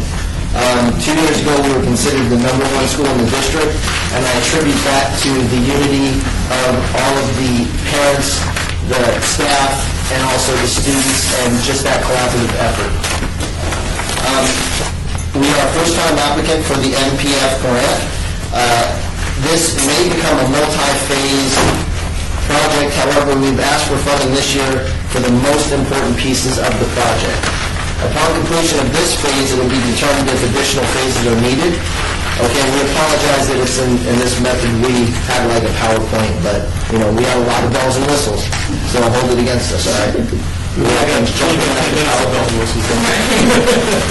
So, here's what we would like to do. Currently, we have a drop-off zone, which I'll explain later. You have pictures in your document too that we're trying to recreate, and I think it's in our grant application too, so you probably see it. So what our project's going to consist of is closing off our bus lane. All schools have a bus lane. Closing off the bus lane at the top and the bottom of the bus lane, creating a second drop-off zone. We already have one in the front of the school, but where the buses drop off, that's typically the most congested area and most problematic in any school. So we're going to create another drop-off zone there, and an additional, what we call it a yellow brick road, because it provides a safe path straight to where the school is, and we just paint it yellow. It's going to involve removal of landscape and installation of concrete so students don't step in bushes as they exit their cars. So there's already landscaping done. So naturally, if you imagine from the street, as a child would drive into the drop-off zone, they'd let them out, they would right now walk through bushes and into the school. So we have to remove that, create a drop-off zone, and then a safe path with a yellow brick road, quote-unquote. During the month of May, the City of Las Vegas conducted a traffic study, and found that there were a lot of safety concerns, enough to warrant the following changes. These are changes that they're already going to pay for on our behalf. So we've collectively, and this group extends to a much larger group, but done a lot of work right now before we present it to you to get a new marked crosswalk on Oxford Cross, which is a street that you'll see on the picture, leading to the school. Installation of the drop-off zone along the north side of Oxford Cross. This would again be our second one. And basically what that looks like is you have a bike path and a typical road right around our school, and they change the bike path so that they can enable a drop-off zone for cars to drive up, to drop off, and they also put some bollards in the street so that it's obvious that this is a place to drop off with some signs. So all those things are going to be outside of the grant that they've done for us. Also a U-turn prevention median on Oxford Cross, and an in-street pedestrian signage at the new crosswalk. So as you look at this, You have the picture of duplicating. That's basically what we're recreating on the side of our school, that duplicating drop-off zone picture. So the city's going to put in the little yellow cones and the white cones, and they're going to do all of that for us this summer. So that if you look to the next step of pictures, it shows the changes that we're going to make with closing off the bottom of the bus lane. We're going to put a removable bollard in the middle to keep a chain up. And then we'll do the same thing at the top of the bus lane, making it impossible for parents to go in there so that the kids can cross through the new crosswalk safely and cross through the new drop-off zone safely. And then you see the next set of pictures shows you the removal of landscape that has to be done. And inside of our grant, we have to also include the installation of irrigation underneath the concrete, because we've spoken several times in the summer about what that's going to need to look like, and then again the installation of concrete where those landscape pieces are. And then the next that shows you the new crosswalk and additional yellow brick roads. We're actually painting 2 yellow brick roads, one for the drop-off zone and one for the continuation of that new crosswalk that the city is going to put in for us, which was really great news. And again, that will include that removal of landscape up there as well at the top. Again, to back it up and tell you why we need this so desperately, why is it that we have such safety issues? So if you look at this, this is where we have a entrance here and then an exit on the other side of where typically buses would go through. We have our buses go into the front of the school so that we close off the entrance and exit. We only allow buses to come through for the safety of kids, because if you have buses coming in on drop-off and pickup, and then you have cars here waiting to pick up their kids, and then you have some parents that are extremely patient, other parents not so much. And in the whole mix of all of this occurring, this lane is so wide that like 4 cars could fit through there. So I've already got my child, I don't want to wait any longer, I'm late for work, whatever the case is, somebody in front of me is waiting, we have cars pulling out, and it's extremely unsafe if somebody's not paying attention or upset or agitated at this person over here because they're not moving quickly enough. The attention comes off of the kids and onto, I have to get out of here and maneuver through, and it's extremely unsafe. You have kids crossing. So again, backing it up, our proposal, what we'd like to do is if you think of like a U shape, that's the bus lane. We want to block off the entrance, block off the exit. No cars are now going through there. In the mornings, we allow a safe passage from the street to the school because, again, there's no traffic within this bus lane, which is causing a very unsafe situation for kids. So once we have that in place, parents feel comfortable. Yeah. We're going to have to cut we have a couple minutes left for questions. If there's an important point you want to make before, that's fine. I think ultimately what we're looking for is to keep our kids safe. Sure. We are so fortunate that out of 900 kids, we've never had a child get injured in the morning, dropping off or being picked up after school. But it could happen, and it could happen very easily. So I think that's if there was any message to leave you guys with, I know you guys have seen all the funding information and stuff, so we don't have to go through any of that. But I think that what we're really focusing on is just keeping our kids safe. And this project, this grant, would allow us the funding that we need to do that. Thank you. Any Do questions? you have comments or questions for Ward 2? The thing about the bus drop-off, I think what the folks trying to explain is you actually see it, and we went out and saw it early in the morning. There were actually room for 2 buses, and cars are cutting in between the buses as the kids are trying to cross. So somehow you have to keep those cars out, and you just do. I think the diagram may be a little confusing because the city is putting in the crosswalk. Yes. And they are, if you look at the picture on page 3, the bottom of page 3, that little dots against the curb, that's an area where the parents can pull in and park and let their children out. That, again, is part of what Public Works has already determined they're going to be doing over the summer. So really, all this grant is putting in the ballards at either end of the bus turnout and painting a path to keep the kids from just cutting across the dirt plants. In addition to the landscape and the irrigation system that has to go in underneath. And just a brief portion of concrete. Much as I hate to say this, because we have so many applications and they're all very, very worthy. My question would be that your request is for $4,900. You said the minimum you could do this project would be for $4,900. Is there any way, if we can't do the whole thing, could the project go forward? Yes. Okay. Yes. We would have to get somebody to either do that job without charging us, but basically we can't as a school because we need to have that done in a proper way by a business. We can't just, I could go out and buy concrete and pour it, but then I'd probably get in trouble. We were in the process of talking to Summerlin about getting their concrete costs, because we had to use their contractors. We were in the process of getting them to cut that down for us. And the person in charge, his mother passed away suddenly, so we had to kind of put our grant issues on the back burner to let him deal with his family issues. So we didn't get the answer that we were hoping for, but I think that there's some wiggle room if we don't get all of our funding, knowing that there were so many grant applications this year. If we didn't get it, that we could see some cut of our cost and go forward with it. That's our hope. But in closing, the one thing that I want to focus on is that you have 900 students, pre-K to 5th grade. Some of them, most of them, don't have the ability or the time that it would take for us to realize I have to be careful crossing.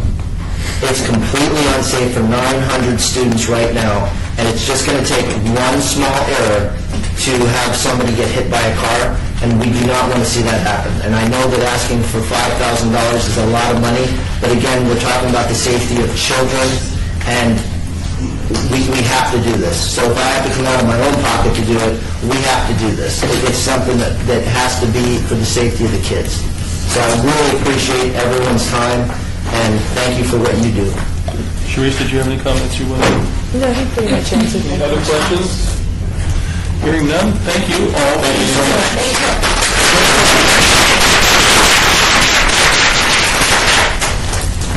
Our last, before the break, application is Huntridge Neighborhood Association. Kathleen?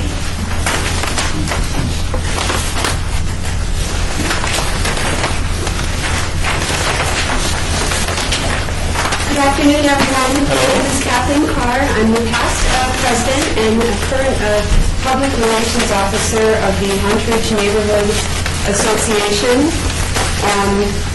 We've made a really modest request this year for grant funding. Our association was brought back to life a few years ago with the help of some concerned neighbors, and also some social media tools have really helped us connect as well. There seems to be some fondness for that area. It seems like anybody that lives between Charleston and Sahara claims Huntridge is home, and we're happy to hear that. That makes us feel pretty good. The association has been growing slowly, but it's been growing steadily as we've evolved, and we're pretty excited and engaged with regards to the future of the neighborhood. We have received grant money in the past through the efforts of Melissa Clary. This is my first attempt at a grant award, and I've tried to be very, very modest and careful with the expenses. So as our neighborhood has changed, what people think is important has also changed. And it's really kind of cool to be in the middle of that, watching that. So the biggest issue that people are bringing up is litter. And people are now saying, hey, I want to live in a nice, clean neighborhood. Well, I actually started doing some looking around, and I found that that really goes a long way. When you have areas that are dirty, they attract negative situations. When you have areas that are clean and litter-free, they attract positive situations. So that's really where we're going. This year, we've named our project the Huntridge Neighborhood Clean and Green Project. We're really excited to be working as a team to clean and green our neighborhood. We already started a clean and green neighborhood club, like team, and we took a couple of, everybody's got wagons to take to the movies in the park. And we haul kids and dogs and drinks and snacks and blankets. But this Saturday we hauled buckets of hot soapy water and scrub brushes and trash bags and gloves and donuts. And we went and we scrubbed down the children's playground area and had a great time doing that. And it cost nothing. And we actually engaged even a couple of fellows that hang out in the park there, and they helped us clean out all the trash underneath the tables, and it really brings some ownership to the area. So we're planning another one here pretty soon. The goal for our project is to bring awareness to the community. What we're going to call it is Clean is Cool. That's going to be our hashtag. I mentioned social media earlier, and it's free, and we use a lot. And anything that's free should be used a lot, because why not? It's free. So Clean is Cool. That's what we're about. Huntridge Neighborhood Clean is Cool. Hashtag Clean is Cool. So like I said, dirty littered areas perpetuate right. Clean neighborhood is a healthy and happy place. But to take that a step further, I think a neighborhood that cleans up together becomes a safer neighborhood because just by virtue of getting to know your neighbors as you're picking up. So we're pretty excited about all of that. The grant that we've asked for specifically, we would like to place 2 signed trash cans on Maryland Parkway. We have 2 law offices that have given us permission to put them there, and they're nice, and the boutique version that you would see in an upscale Brooklyn neighborhood, nice metal painted. We also have, what's the name of the, Awards West has agreed to put plaques on those for us that say Huntridge, so they could actually serve as a dual purpose that will give a little bit of signage to our neighborhood as well. So, let's see, I'm losing my place here. So that's that part. We plan to work with the neighbors, the residents, to clean up each street. And everybody's going to get something like this. Help keep Huntridge neighborhood clean and green. And what this does is this shows everybody, it gives everybody the number to call the graffiti hotline. It gives the recycling, what our recycling schedule is. It talks about leaving no trace at the park, meaning if you pack it in, you pack it out. And we recently started a Pick Up 5 campaign. You go over there, pick up 5 things. If we all do it, the work is done. If that could just kind of grow east into our neighborhood, when you walk down the neighborhood, if there's a nice trash can and you see a plastic bottle and you can pick it up, how nice is that if we all think clean is cool? So we've requested and here's a picture of you guys probably can't even see this, but here's a picture of the cleanup group, and man, I'll tell you what, the donuts, the sunshine, the hard work, you never saw people be so happy to work for free. We had a great time out there. So the amount we requested is a very modest amount of $1,300. That's to cover the cost of the trash cans delivered and the signage. We have commitments from other businesses to provide water and snacks. The $1,300 would allow us to place those receptacles after the plaques are on them. And this really is only the beginning of what we would hope to accomplish by working together. We're starting to share seedlings and herbs in the neighborhood, and we're talking about gardening the boxes at the park as well, and possibly that will grow into our neighborhood. And remember, we're evolving. Am I reaching my time? I think so. I will have time for questions. Yes, sir. If you have final thing to say. The last thing I would say is just that at the end of the day, I think that the residents of the Huntridge neighborhood are feeling a spirit of community, and the onus is on us as the leaders of that neighborhood to capture that spirit of can-do. So, get it, can-do. That's it. Okay, do you have any comments or questions? Or I'll start. Yes, Lance Kirk, Ward 3. I'm very familiar with the park, live in the neighborhood, and there's a lot of pickup times and a lot of trash that is around. Generally, the question I have is, what's the plan just to upkeep and to keep it from getting vandalized or removed? Because, we can have people walk down the street and they'll take planters right off your doorstep. So, to keep them secure, and that type of thing. Well, now the two attorneys that have agreed to let us put those there, we have agreed that we will clean them and maintain them, but they're going to have to be rebarred into the ground. That would be my, as opposed to chaining them. I think if you chain them, you could probably still get enough going. You know what I'm saying? Like the motion going to pull them out, but I think if they're just rebarred into the ground and they don't move, it's just a done deal that they're there. So, yeah, my motto, chain it. Frank Ortiz, Mr. Chairman. This community, that whole area, both the east or west side of Hunter Church, it really, it helps increase the value of the residents, and that's really what we're looking for. It engages them, and it continues to move forward with a lot of great projects. As houses become a premium, they need to improve it, so, it really is a good project, and of course, the most important part is everybody's committed to picking up that trash, and that's really the biggest part, because there's just never enough stuff. Okay, anybody else? I have a question. Last year, we approved a project for a bike rack, I think.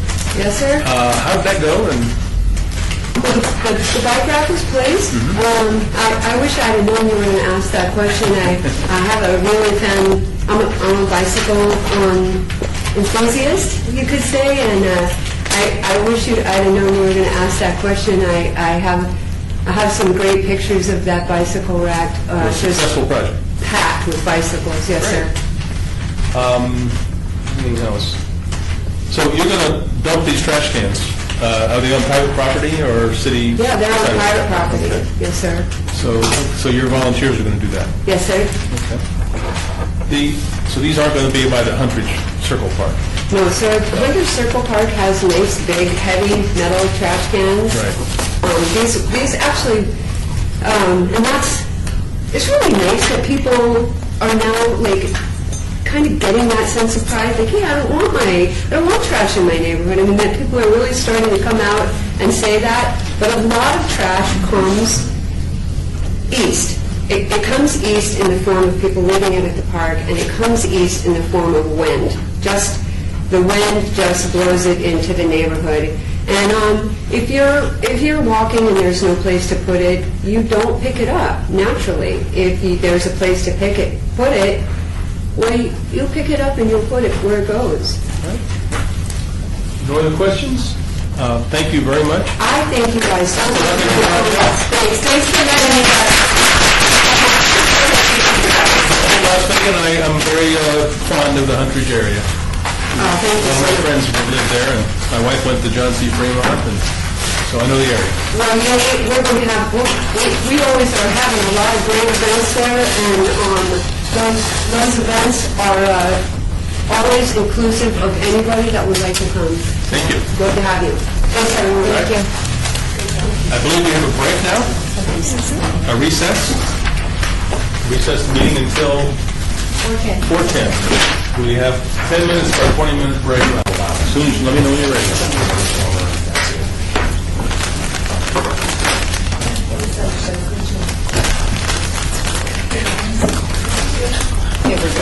Okay, I'm Greg Toussaint. I'll call this meeting to order, back to order. The next presentation is from Four Winds HOA. Thank you. Appreciate it. Morgan Rushman, Vice President, and I'm happy to see many faces I've seen over the years. And hopefully we'll follow the protocol that Maria set out. But for us, I think our first few words is something that we feel very much a part of what you do. Our Board of Directors, on behalf of 169 homeowners, is taking this opportunity in difficult economic times to thank Maria Costello-Couch and her staff for providing positive assistance in our attempts to secure, some staff, to secure funds for our park renovation Phase 3 project. This project will allow us to add additional security cameras and lighting. We will also add new park curbing and landscaping signs. With me is David Horn, he's our Secretary-Treasurer, and the pictures and Dick and Frank. I know some years we don't have questions, but if you do have questions, stop us. We'll answer. We are residents in Ward 6 and work with Councilman Ross, Michelle Faxon, Tuesday James, and Hammond, Centennial Hills communities, second to none in the Las Vegas Valley. The City of Las Vegas' continued effort to help our communities maintain their curb appeal and amenities speaks volumes that our city and their staff truly care about our future well-being. In previous years, we, with your Neighborhood Partners Fund grant, completed projects that allow us to increase sources of electric power, security lighting in our entrance and park, we've completed a remodel project, an entryway monument signage, and enabled us to complete a water conservation program. All have been a positive addition to our community's pride in our neighborhood goals. As Vice President of Fairlands, I present to you our plan for implementation as it relates to our current park renovation Phase 3 project. The Mayor's Office, City Council people, and employees of the City of Las Vegas Parks, Recreation, and Neighborhood Services all deserve our respect and admiration for their fun program continue to help communities improve their common areas. Forgive my nervousness. Our presentation to you. We have photos, and I think that's important for you to see, and those of you who are new, things that we've done since 2009, which helped us with the Neighborhood Partners Fund. 2009, as dated, gazebo block supports our cost of 5,300 hours, and the grant was for $2,000. In 2010, we had a monument signage in our front. Our cost was $5,168, and granted was $2,800. In 2011, we had uplighting of trees in the park and entryway. Our cost was $14,805, and the grant was $3,000. In 2012, we had removal of oleanders and addition of artificial grass in the center median. Our cost was $54.54, and the grant was $3,100. In 2013, last year, we had a park renovation project. Our cost was just under $10,000, and the grant was $3,300. All right, park renovation for the Phase 3 project for this year, 2014. Spin Alarm will install 6 Super Lux cameras, night vision cameras, and save the community money instead of infrared spotlight emitters, which at times doesn't give us the clarity that we need. J.K. Lighting will install 6 LED lights and poles for added security and cost-saving energy usage. ProCurb will install 107 running feet of 4-inch by 6-inch flat cement curbing in Harvest Gold color. Our volunteers will remove damaged curbing by trees, roots, and prepare the area to be 2 to 3 feet away from the root system. Star Nursery will deliver 12 tons of rubber-wheel pre-load landscape fines. Our volunteers will remove all landscape rock, place it in other areas of our park and common areas, and install the new landscape fines. How will it impact our neighborhood? We will have a more modern security system in place 24/7 and aesthetic upgrades to improve park appearance for social events. Describe the project team and other volunteers. Spin Alarm will install the 6 updated cameras with Wi-Fi, so we'll be cable-free, less issues of breaking down, and also on windy days where it picks up any motion and then you're recording. So with the Wi-Fi, we'll have greater depth and less time on that recording and more advantage. Let's see, hold on, upgrade to improve the sky, the same JK Lighting, the 6 Transworld LED lighting systems. Volunteers will remove existing curbing and rock on the south side of the park, and ProCurb will install 107 feet, as I mentioned, in Harvest Gold. Star Nursery will drop off 12 tons of red rubber fines, and our volunteers in our community will disperse those. Project cost. With our volunteer hours, we are projecting this project at $58,73.75, at $75,13.11 as a gross, and we're requesting $2,500. And I do one other thing for you. This Saturday, we're having a social, a barbecue in the park, dinner from 4 to 7. Please feel free. I know Stu Ross is going to make every attempt to be there, and Michelle has graduation, so we'll worry about that. But if you wish to come, if you let Michelle know, we'll get you through the gate and join us and get a sense of how far we've come because of this great city. Thank you so much. Thank you. Darren Garnis. No, I think this project is great for you guys. We're next door to you guys in Whisper Creek, so I mean, I'm jealous of all the stuff you guys do over there. So no, I think it's a great project. You've used the money well. You've done everything with all the different phases, so this is great.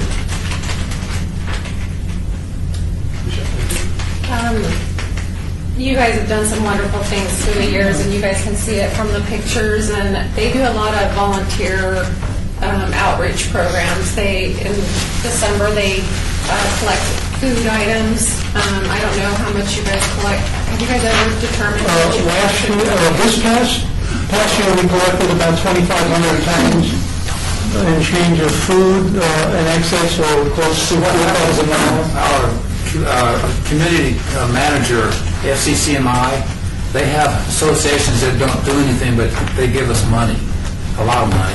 And then we use that money and go out and buy a lot of foodstuffs for, last year was the veterans. The year before that was another city's favorite group that, I forget the name. SafeNet. But we do that every year. Great. So thank you for all your outreach, and I know that you guys your community is very strong, and you guys know all your neighbors as well, which is good, so keep up the good work. Any other questions, comments? Question, thank you, Mr. Chairman. Marvin, congratulations. One of the things that you very formally provided your minutes of a motion to have your group apply for funds, which is always very important as far as documents. And actually, your group probably is the best at leveraging money, so you've done a great job. Thank you so much. Thank you. We appreciate you. Up here. Hearing none. I'm sorry. Marvin, the other thing that I like about your project is that you guys are actually taking the items that you're removing and putting them back into the neighborhood. So that was a really strong point that I saw that you guys are doing, and that you're actually removing the lights and putting them someplace else. Yeah, and we're just trying to stay ahead of the water tariff, which is difficult to do. So with everything we're doing, we're moving more to the desert versus than what the builder had granted us from our inception, which is from 2000.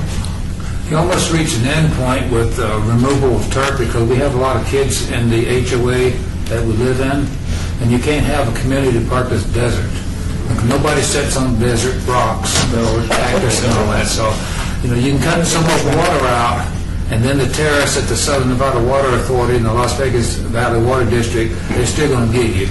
We'll give you one. We did years ago, we did a project with, we were given aesthetic lighting, which was gas lamp lighting, street lighting.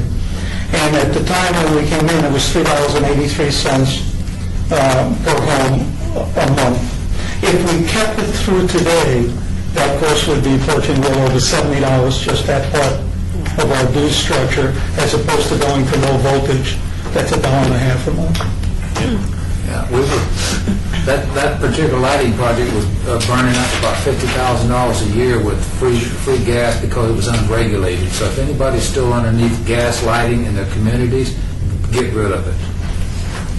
It's very expensive. All right. Thank you both very much.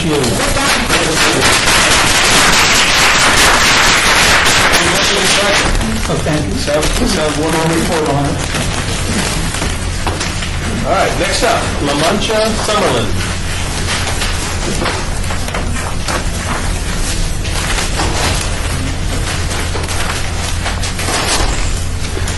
Good afternoon, I'm La Mancha.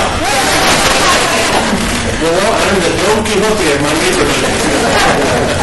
And I'm here with two of my women.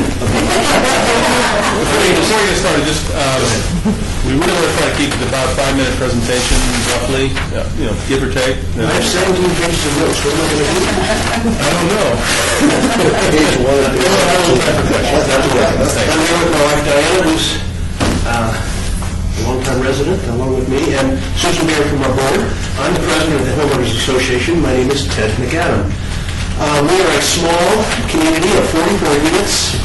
We're a jewel on the southern edge of Pueblo Park. Single story, attached townhomes, only 2 standalone units. And we have been there for 22 years. And everybody who knows the community probably would agree, we feel it's a real jewel. It's quiet. Most of the owners still live there, the original owners, which is nice. So we have a lot of stability. We're on the corner of Cielo Vista and Pueblo Vista, and like my wife likes to say, we're on sacred, hallowed ground because there's a Lutheran church on one side, and across the street is Elizabeth Ann Seton Catholic Church. beautiful community. We are here for our second application. Last year, we were granted a grant, thank you, NPF, and we replaced 2 of the 3 automatic gate opening motors that for our automobile entrance into our community, and that was successfully accomplished. I would like to briefly share that as a result of the effort of Diana and the board, and Susan in particular, last year we had an outstanding presentation from the Neighborhood Watch Group from Metro. And if you have not done that, you need to call and enlist them to come to your neighborhoods, or recommend that they come to the neighborhoods that you all deal with this program. They did a wonderful job. We had more people at our potluck in, I believe it was May or June, was it? No, April, than we've had before, and it was just a fascinating thing to watch, highly informative. So with that, I will leave it up to Susan to describe in great accuracy and detail what we're up to and why it's important for us. Thank you very much. Okay, well, again, I'm Susan Bear, and our project this year is to replace street signs in our neighborhood. So I have some pictures, and these are what we currently have. And the street signs are original to this 20-plus year old development. They're faded, and in some cases, very sun-bleached and hard to read. And so we feel that it needs to have new street signs and some other signage within the development to be replaced. And we have a neighbor just to the west of us, Taos Estates, and they have some really attractive, upgraded type of signs. And what we'd like to do is to not only make this an improvement in the fact that the signs will be readable and provide additional safety, but also to add to the look of the development and improve that. And so I have this one also, which then shows a couple of examples of what we have now and what they have. And I have been in touch with them too, and with Summerlin North, see how this, to find out about trying to do the same kind of thing. It just is a very attractive look and really will add to the beauty of the community. Of course, replacing the faded signs will assure drivers of safety vehicles that they'll be able to read the signs more easily if they have to come into the development. And as part of the project, we're also going to repaint the red curbing where the safety curbing, I think it's called safety red, is the type of paint. And that will be what we will physically do is do that. We have a donation. One of our residents works for a company that is going to be able to get that red paint for us, and we're going to have a painting party and do the painting of that curbing. I don't think we're capable of replacing the signs ourselves, but that would be what the work we'll do, plus having the party. Let's see. Well, the project team has been Ted and Diana McAdam, also Lynn Dunlop and Doug Van Gilder, who are residents there, and myself. And then our HOA board has been a participant in the choosing of the project and looking at what options we have, and that would be Marvin Bernstein, Dale Leatham, and Jane Ann Morrison. And again, the project was discussed at board meetings and with the community, and we have a lot of support for proceeding with this project. So it's pretty straightforward.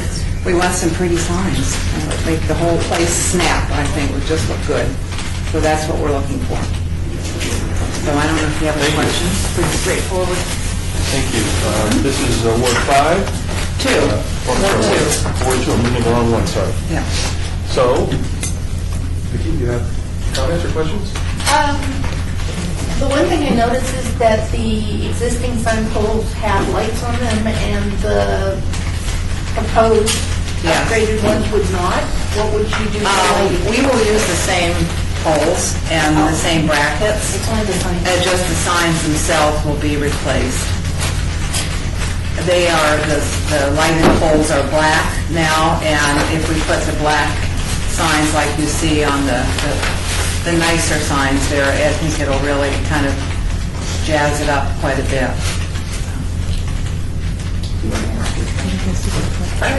Good. Michelle? Michelle Baxton, Councilman Ross. Are your streets public or private streets? They're private.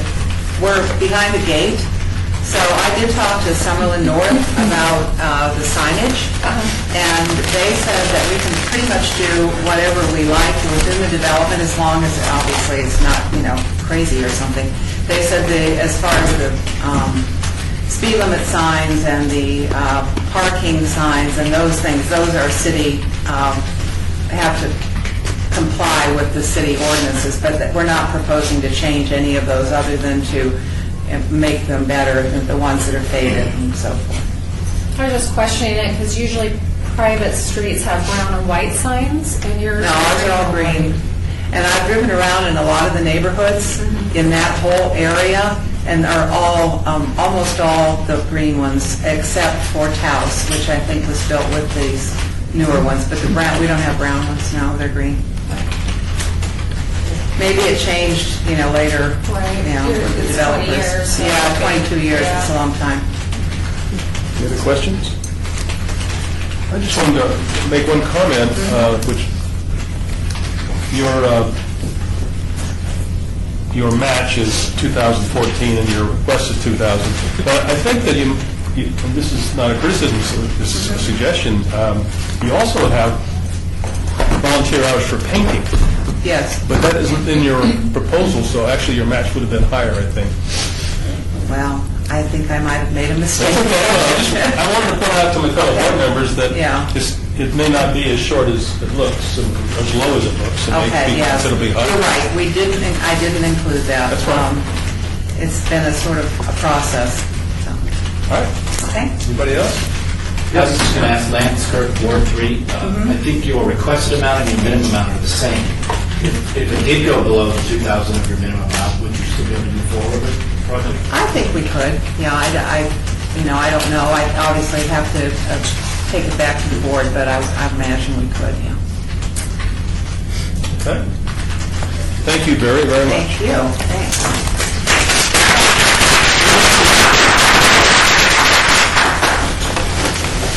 We've got Christine Meekin. Northwest Area Residents Association.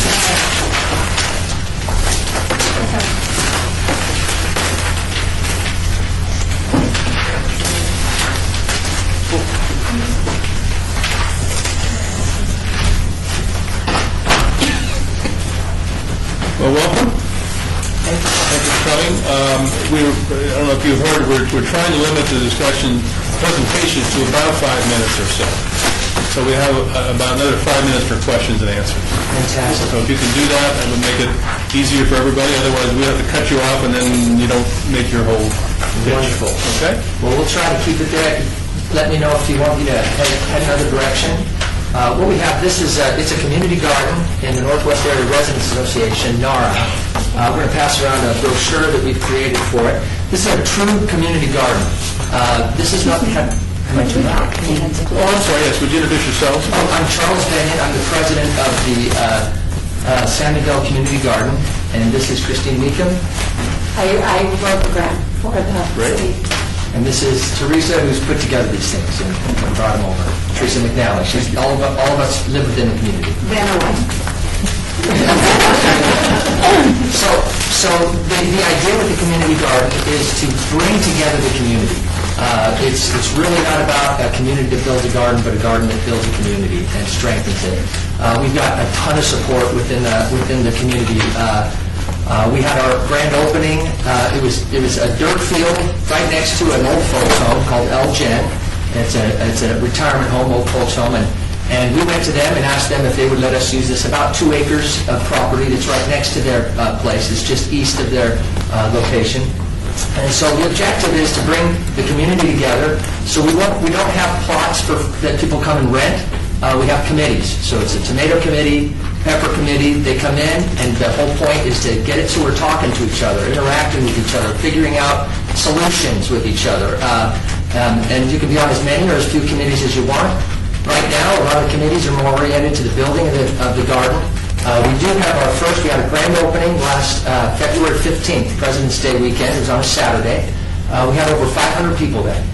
We had, I don't know if you're familiar with, there's a couple caterers within the community. One is Chuck Wagon, and another one is Roadkill Grill.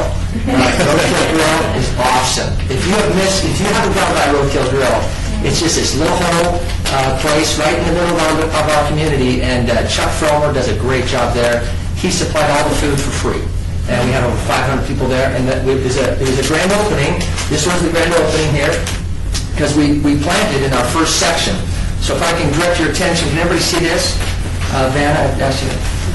So we've got, this is the first area, and this is what we've done. This area right here, you might be familiar with the North Las Vegas, there's the Craig Ranch, the park there, regional park. They have a community garden there that you rent out the boxes. It's a good size.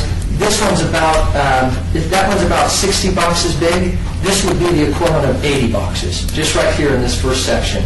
We're working with a master gardener who's helped us develop the master plan, tell us how to do it. We've got Union Pacific. I negotiated with Union Pacific for a couple of months, and they're donating the railroad ties for it. We need about 2,000 railroad ties. We've got about 1,000 of them so far. We have to go pick them up, which again is an opportunity for community to come together. We put them on trailers. It's been a great opportunity to just bring people together. Everybody that comes in, we get their name on an email list. We send it out each week on what we're doing. I'll tell you, just this last Saturday, we had vines, grapevines planted along each of the poles for the gate and for the fence. We have an orchard. We've planted over 64 trees in the orchard. We've got we've planted in these large boxes here are strawberries. We've planted over 1,300 strawberries in it. So we want to make it so when people come and grab a strawberry, they don't feel like they've got to ask. That's the point, is that people come in. We've had a lot of people come in, and we've been able to feed them with, we've had all sorts of garden greens for salads and stuff. So that's the objective. On this side, so the entry from Bradley is on this side right here, and on this back side is where Elgin is. One of the difficulties is that it's dirt, and of course we've got some bobcats in there helping move stuff, and so the dirt gets pretty silty, pretty powdery. And so our goal, we've been working hard, and we're almost done with this section here, so we'll get moving on these back sections. But the problem is we've got an entry for the Elgin people, but most of these people are not ambulatory. So they've got wheelchairs or they're walkers, and so with the dirt the way it is, they just can't enter and enjoy the garden like we want them to.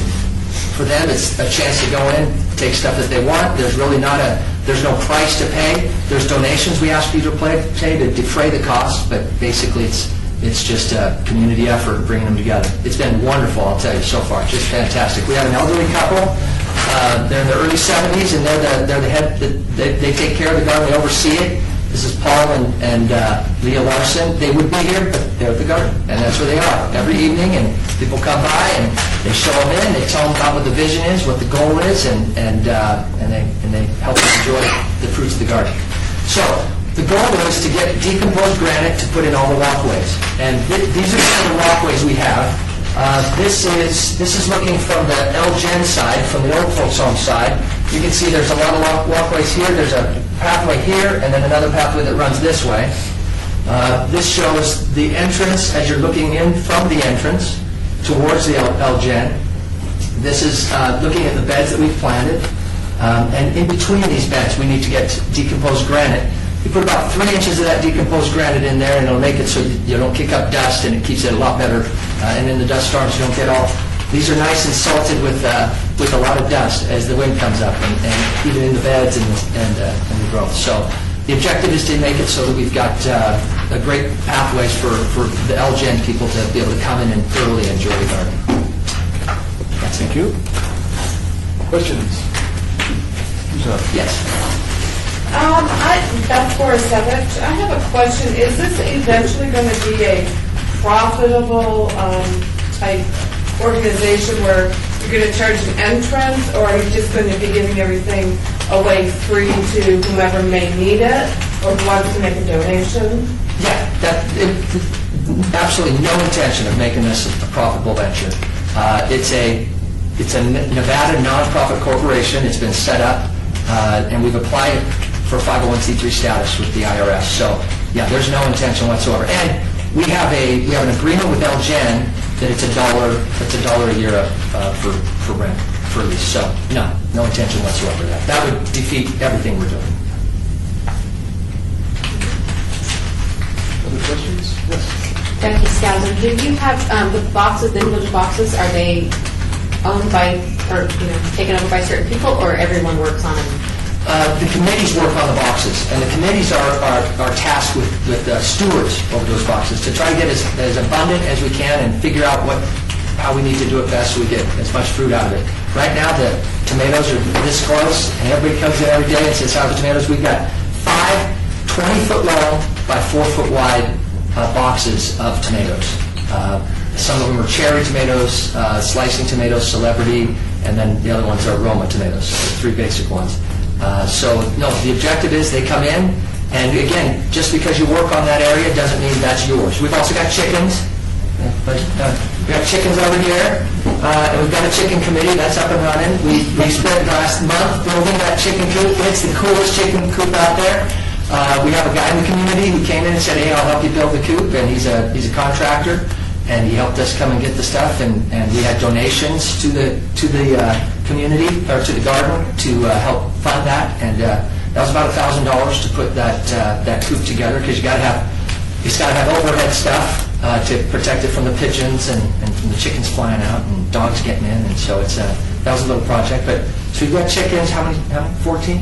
16. 16? 2 might be roosters. 2 are roosters. So are roosters? Well, we've got a guy taking care of that, so we'll get that. But the objective there too is to have a place. We have a Parson Elementary. We've worked intimately with Parson Elementary, which is right in our neighborhood, and they've come over. The principal's very supportive, and they've had a few classes come over. It's just that's what it's all about, is making it so these kids are coming and they were able to help plant. We reserved one area that they could come in and plant, and we've just planted 5 beds of watermelon and 3 beds of cantaloupe, and then we'll have 4 beds of cucumber. We just took out the arugula because it was going to seed, so we'll be planting some cucumbers in there, and the chance to bring those kids in, and then the kids go home and talk about it to their parents, and the parents come in, and we've had teachers come over later and just help contribute, and it's been very positive. Yeah, we don't have a lot of time, but could you just tell us a little bit how you're funded?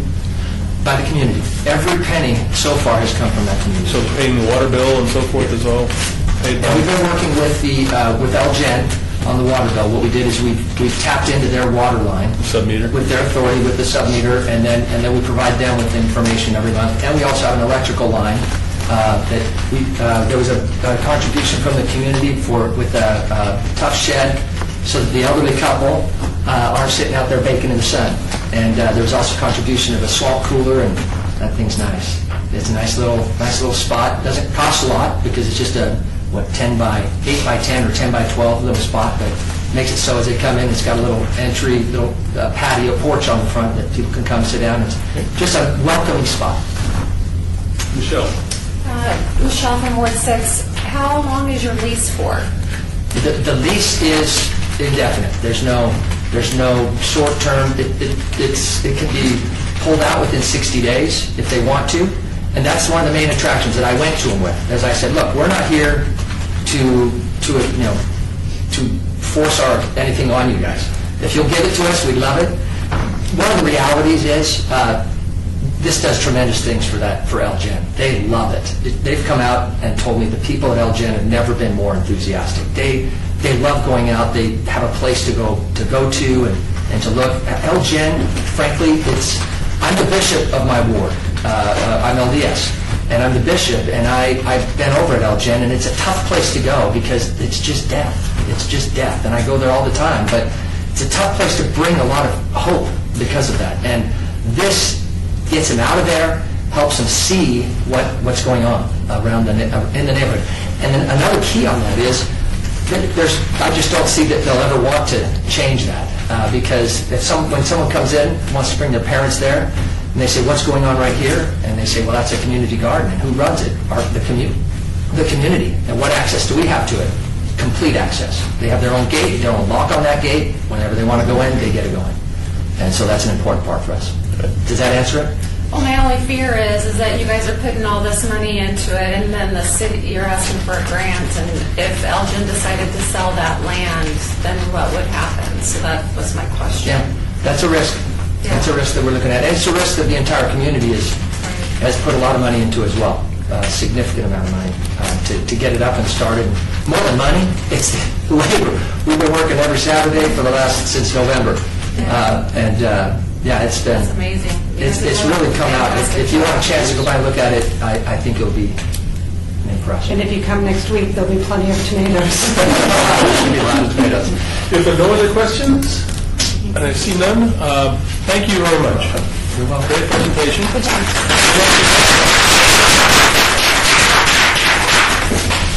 Okay, next, last but not least, Quail Estates West HOA.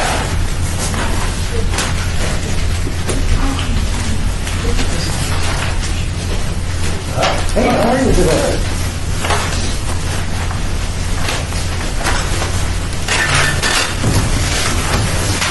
Hey, Jim.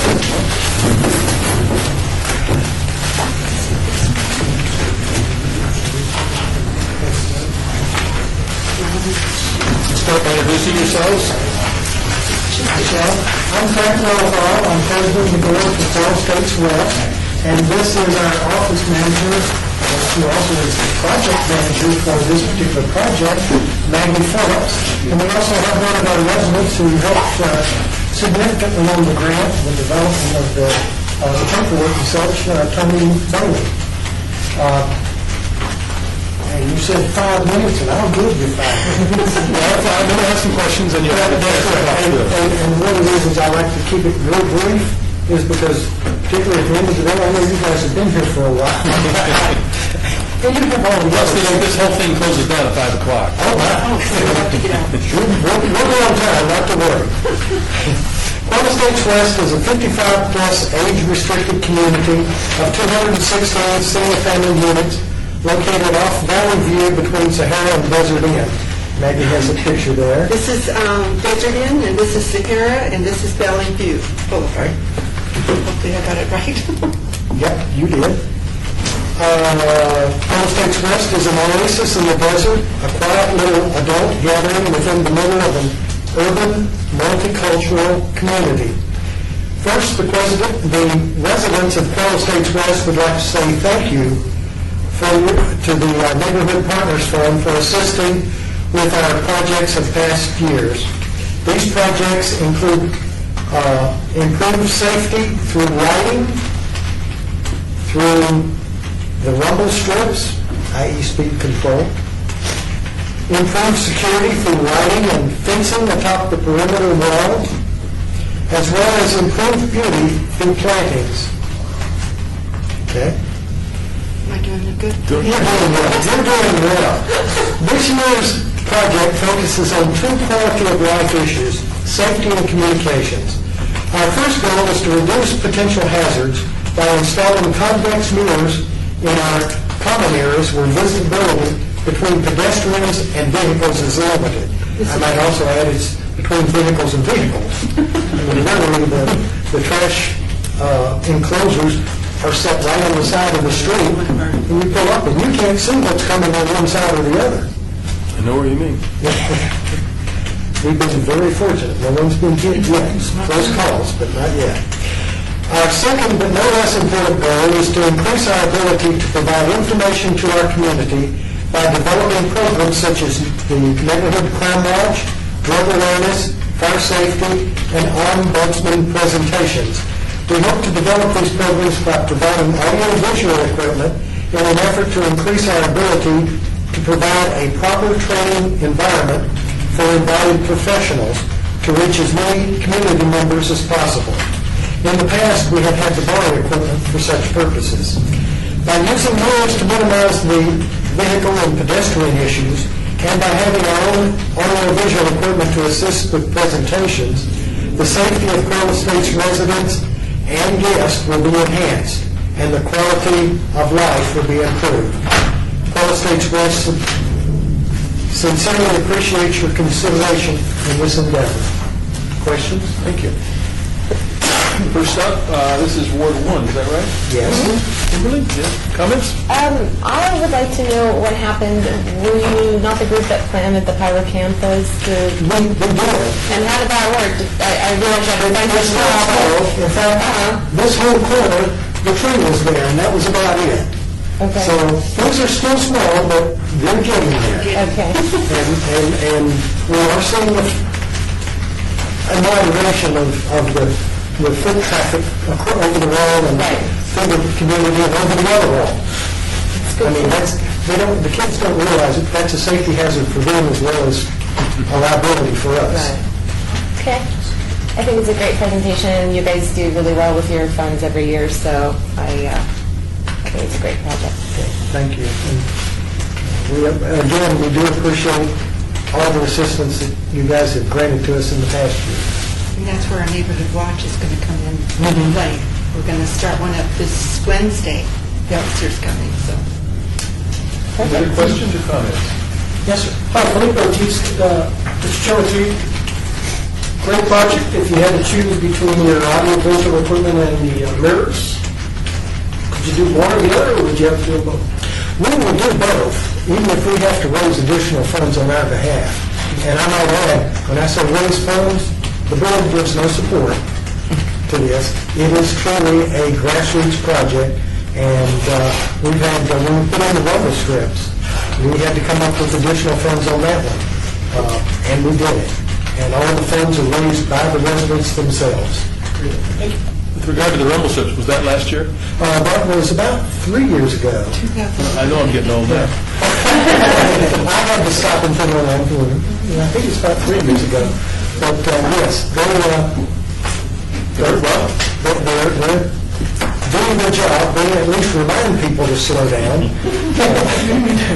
I mean, as I said then, is it going to stop people from speeding? No more than that traffic signal down in the corner makes them stop. Right. Anybody else? Darren Garnis, on the audiovisual equipment, you have a place to lock it up and secure it. They will. In fact, the vendors proposed mounting it on in a little cart that rolls around and, project it from there. But yes, that would be secured. Again, thank you. Thank you very much.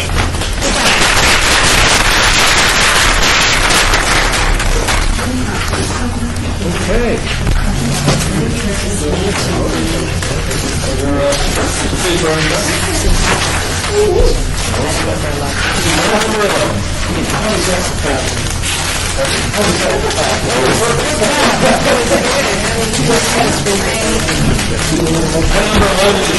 Please, citizens' participation. Public comment during this portion of the agenda must be limited to matters within the jurisdiction of the board, though subject may be acted upon by the board unless that subject is on the agenda and is scheduled for action. If you wish to be heard with your name, the record, the amount of discussion on any single subject, as well as the amount of time any single speaker is allowed may be limited.